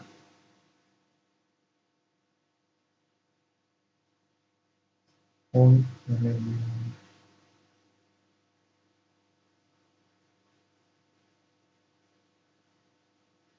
توکن چه NFT داره.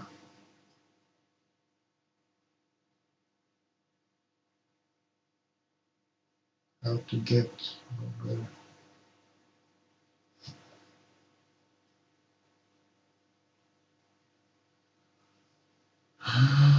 staking, Hugo X, PFT pool,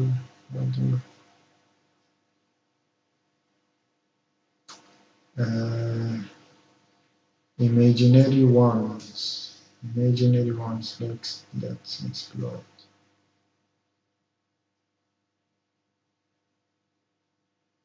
Please staking چیزی باحالی جور کردن. حاجی این ارزش داره یک سرمایه $100 روش بندازی سرمایه گذاری کنی. بوبل کوین میگه کامینگ زون، یعنی هنوز نیومده خب، ولی جالب است، خیلی باحال به نظر میرسه.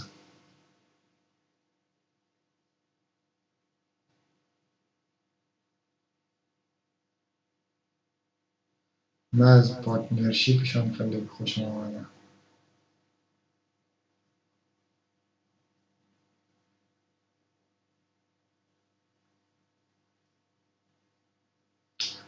سلام، چطوری برو؟ خوبی؟ حالت خوبه؟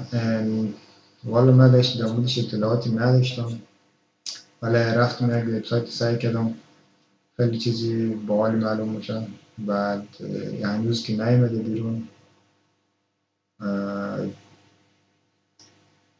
میتونی توکنش رو بگیری، اکانت توییتر خواهی وصل کنی در چیزشان، وبسایتشان، NFT اینا بگیری ازشان، میتونی توکنش دراپ توکنش دریافت کنی. باز ما پارتنرشیپشان رو نگاه کردم، مثلا اینوستورایش نگاه کردم، پارتنرشیپایش خیلی خوب بود. یکیش که یک صرافی از دیجیتال OKX، بعد با سامسونگ پارتنرشیپ داره.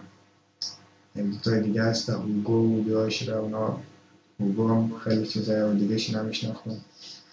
کلا خوبه، یعنی به نظر من ارزش داره $100 بندازم روشی.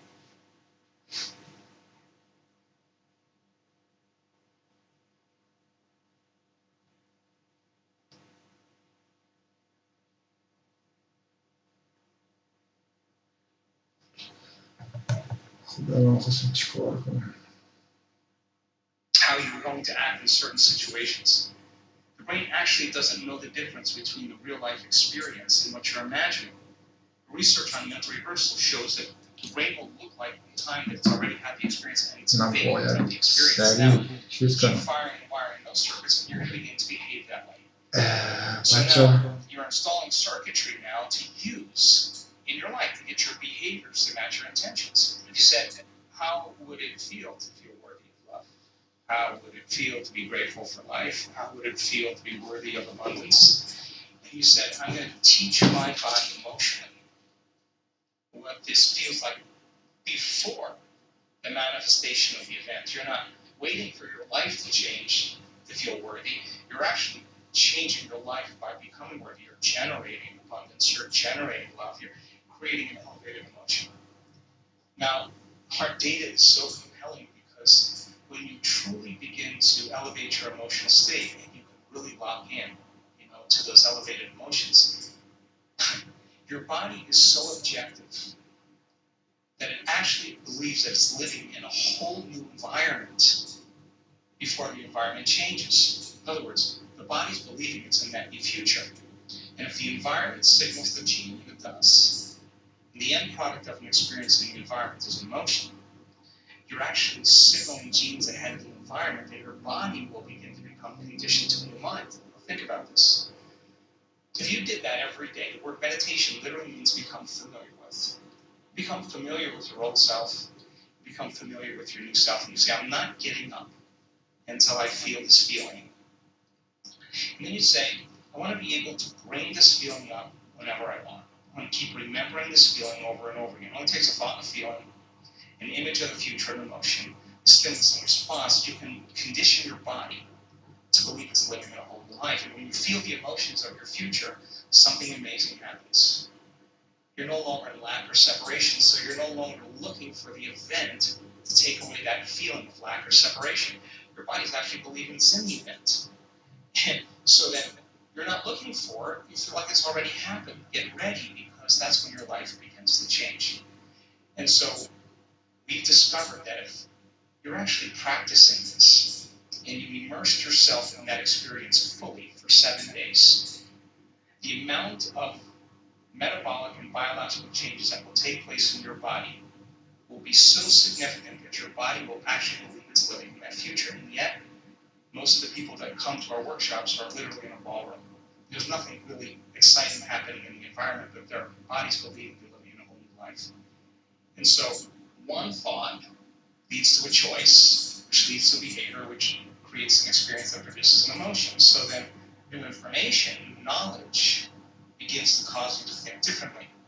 If you can remember that knowledge and begin to make a different choice because you want to experience the truth of that information, you'll have to behave differently. And when the experience occurs and you feel a feeling of your abundance or wealth, I guarantee you, you're going to continue wanting to make the process of change something consistent in your life. This is why I love talking to you. I mean, that literally, you can just, what you just said there, I hope everyone listens to it again and again and again. And partly, I think there's something to be said for that. The best things that have rewired my brain and my mind were things that I repeated daily. I took something that I loved listening to or loved learning, reading a paragraph in the book, and I would literally just reprogram myself by giving that to my mind every single day. Yeah. And as I'm listening to you talk, I think there's a few really powerful things I wanted to pull out.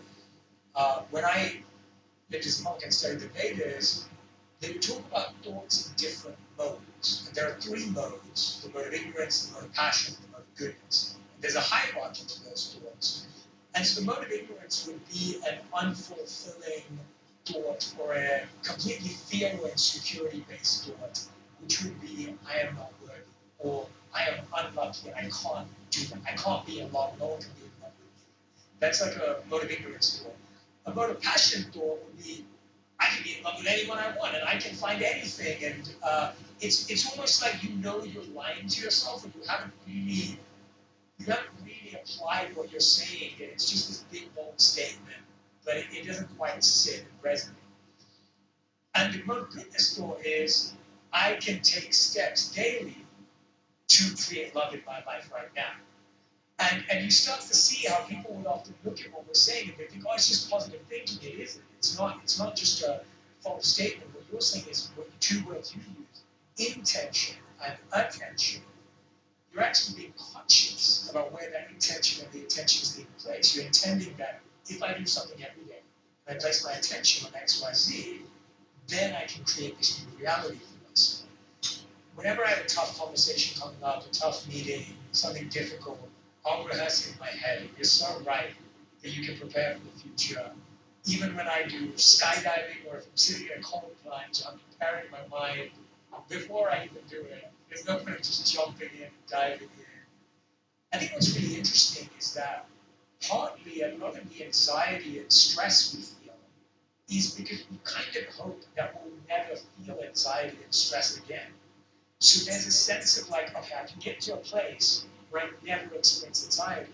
I almost think that sets us up to be more hurt by the anxiety and inevitable uncertainty we'll feel. I would love to hear you. Gosh, I would love to respond. I've got three thoughts going on. Okay, do it. So to fulfill the first part of that question, it's an experiment, right? It's an experiment.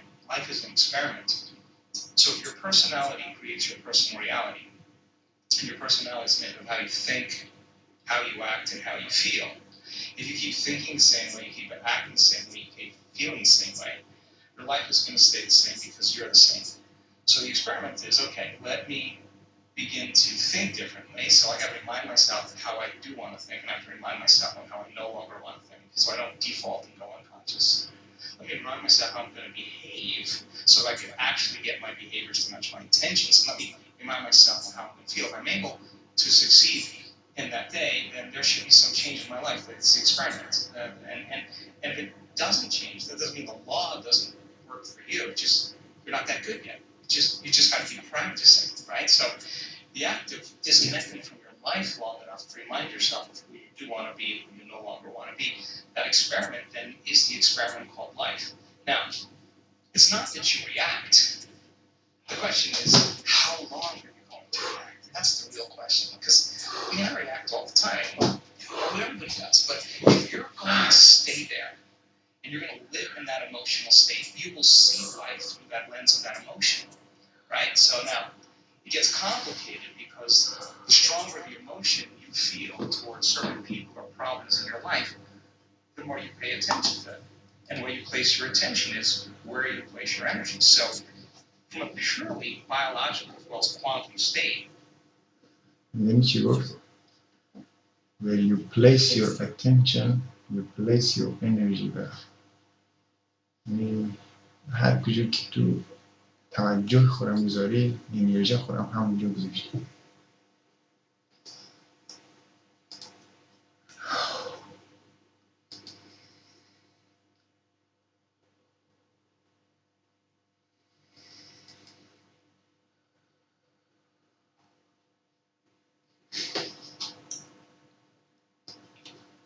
پس باید دقت کنید که توجه خودم رو روزانه در کجا میذاریم، چون هر کجا که توجه خودم میذاری همونجا انرژی مصرف میکنیم.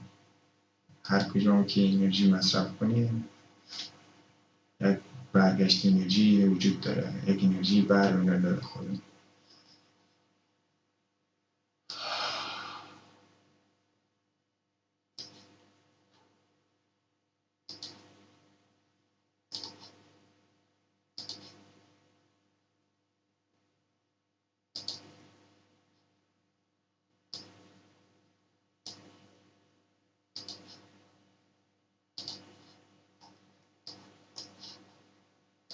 پس دقت کن که انرژی خود کجا مصرف میکنی، کجا توجه خود میذاری، توجه رو کجا میذاری. هر کجا توجه رو میذاری همونجا جایی که زندگی خود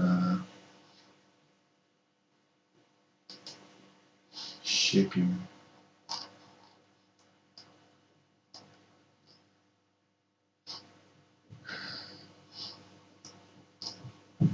مثلا من الان توجه خود گذاشتم روی که ترید کنم. یعنی چی؟ یعنی من انرژی میدونم که دارم انرژی مصرف میکنم، فکر میکنم، تجزیه میکنم، تحلیل میکنم. هر لحظه کندلا بالا پایین میشه، من یک انرژی از خود صادر میکنم. چطوری؟ با استفاده از فکر کردن احساسات خود. من میدونم توجه خود روی دویش کردم، انرژی مصرف میکنم در هنگام دویش. این باعث میشه که اینجا که من انرژی مصرف کردم من یک چیز دریافت کنم.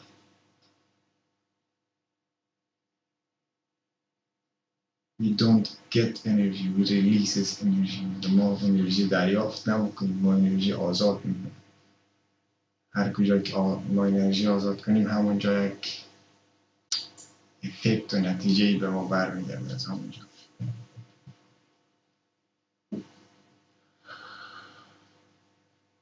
We could say that you're using that person or that circumstance to reaffirm your dependence on feeling that emotion. So you have to hate your enemy. And if your enemy dies, you'll find another person to hate because that is the response, right? So the body is the animal. It's been conditioned a certain way, and if it's been doing something and feeling something for an extended period of time, there's a modification of its receptor sites. It's needing those emotional states.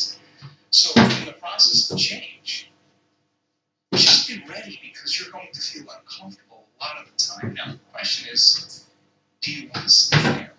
So that most people think they don't have any control over their emotional state. They think, I'm just this way and I feel this way. Well, we actually can show people that that's not the truth. That when it's the hardest, it matters the most. And if you're able to really work and train your body like you're training an animal to stop feeling one way and start feeling another way, if you believe that you're an eternal being, let's just say that, because most religions talk about we're eternal.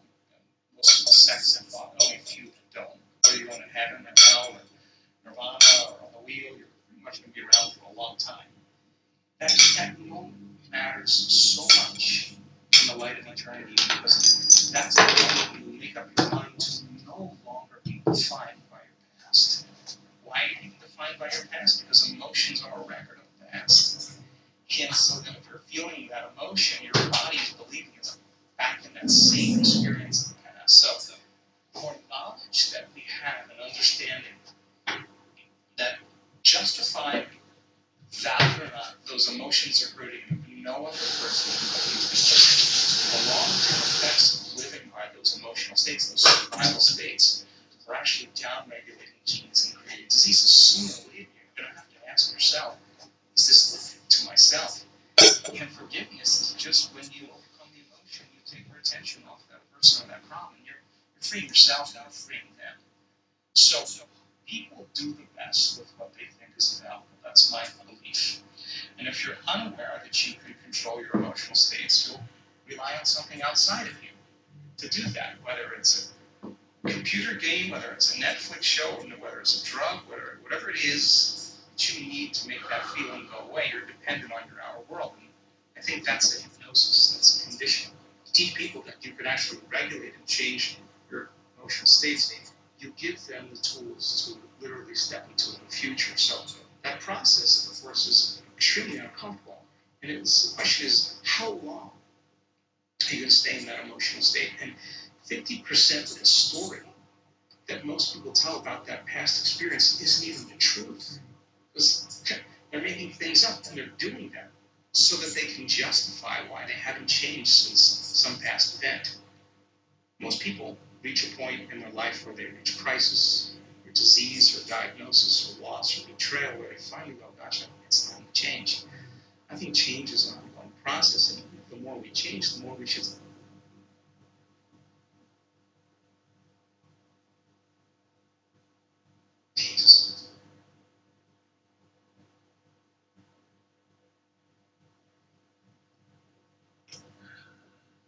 دیگه خلاصه بچه ها نه نگاه کنیم تایم لایف خیلی زیاد شده دیگه یه هم اینجا رسید میبندیمش بحثم یا 50% معامله رو میبندیم اینجا که رسید 50% معامله رو میبندیم بقیش میذارم باشه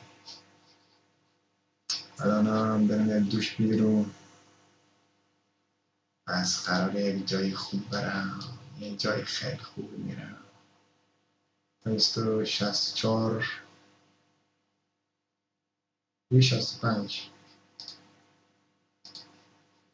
65 ما لیمیت میذاریم 0.65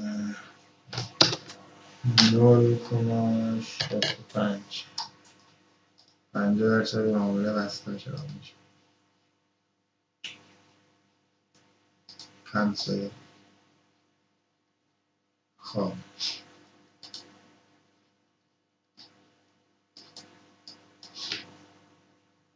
از اونجایی که بیت کوین روی 30 دقیقه اگه تایفون 30 دقیقه اگه بکنیم من میخواستم اینجا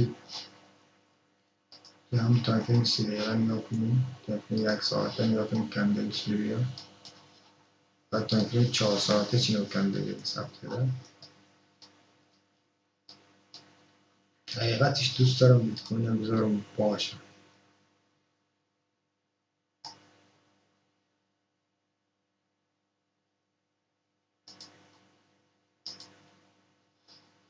من دوست دارم بذارم باشم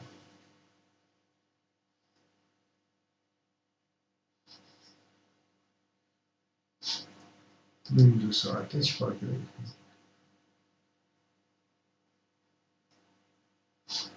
ولی خب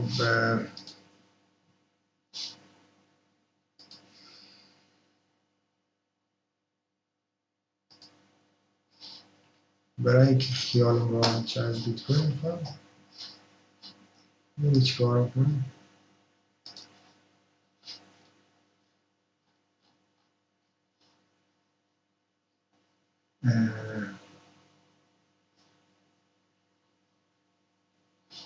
بره لون زنه 69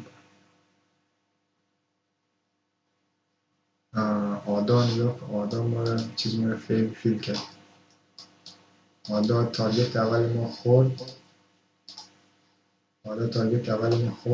و نیست معامله ما از معامله بیرون آمدیم بعد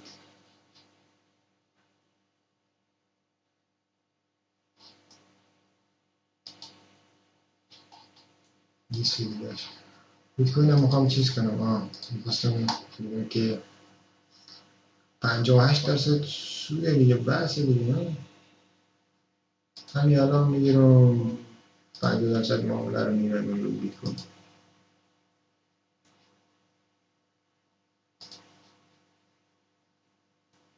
بیت کوین ما تارگت گذاشته بود. این شب چیزی گذاشته بودیم، گفتیم اگه شب خودش شد اوتوماتیک خود بخوره.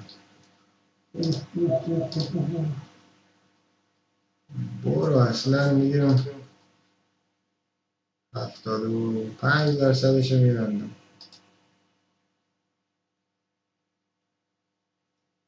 کلوز پوشین آردر سبمیت. چیا؟ چی شد؟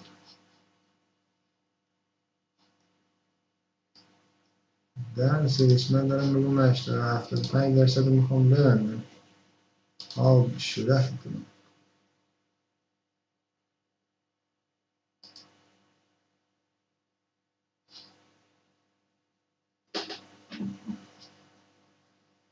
شده من گفتم چرا اینجوری کی؟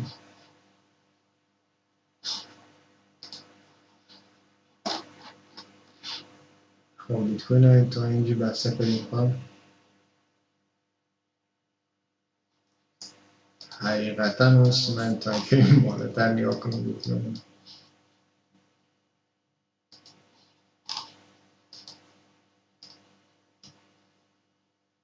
طایفه این بالاتر خورد تا اینجا را این دوتا را ما تارگت داریم. خواهی تارگت یک ما باید برای اینکه میخوایم مطمئنی پیش بریم بخاطر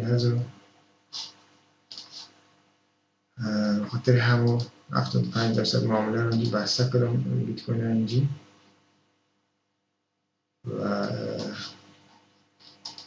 بقیه‌اش رو میذاریم در اینجا میبندم. خب تارگت دوم اگر رفت نرفت که باز دوباره ببینیم چه رقم میشه، کندلات چه رقم میشه که میگیرم. آدان و کفو خوش آمد آدا، خوش آمد. آدا رو چون 50% رو بسته کنیم. خب ما در تارگت سوم رسیده، تارگت سوم رسیده ولی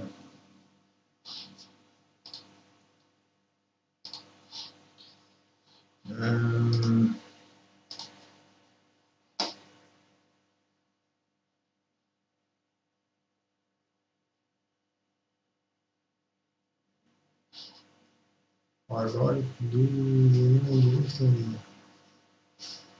نه میفهم بخدا بذار باشه. من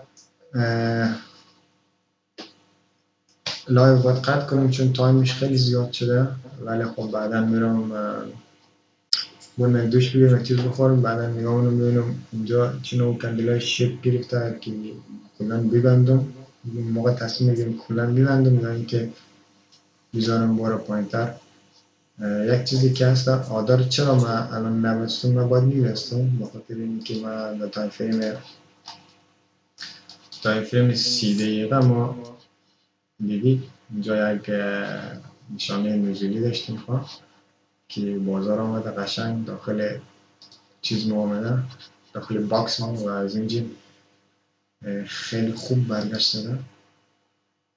این برگشت خوبی که زده من اگر ما او را تایم فریم 30 دقیقه بگیریم خواه حداقل دیگه بازار میتونه تا اینجا را بیاد، تا اینجا را از این پایین تر هم باشد باید. خب یک گاربار هفته از اون طرف بیت کوین هم خب میتونه گفتیم تارگت یک دوی سه تارگت سه مودی بیت کوین هم اینجا خب ولی ما اینجا بسته کنیم صورت کنیم باز ببینیم چیزی پیش میاد دیگه. من باید لایو ببندم خیلی زیاد شده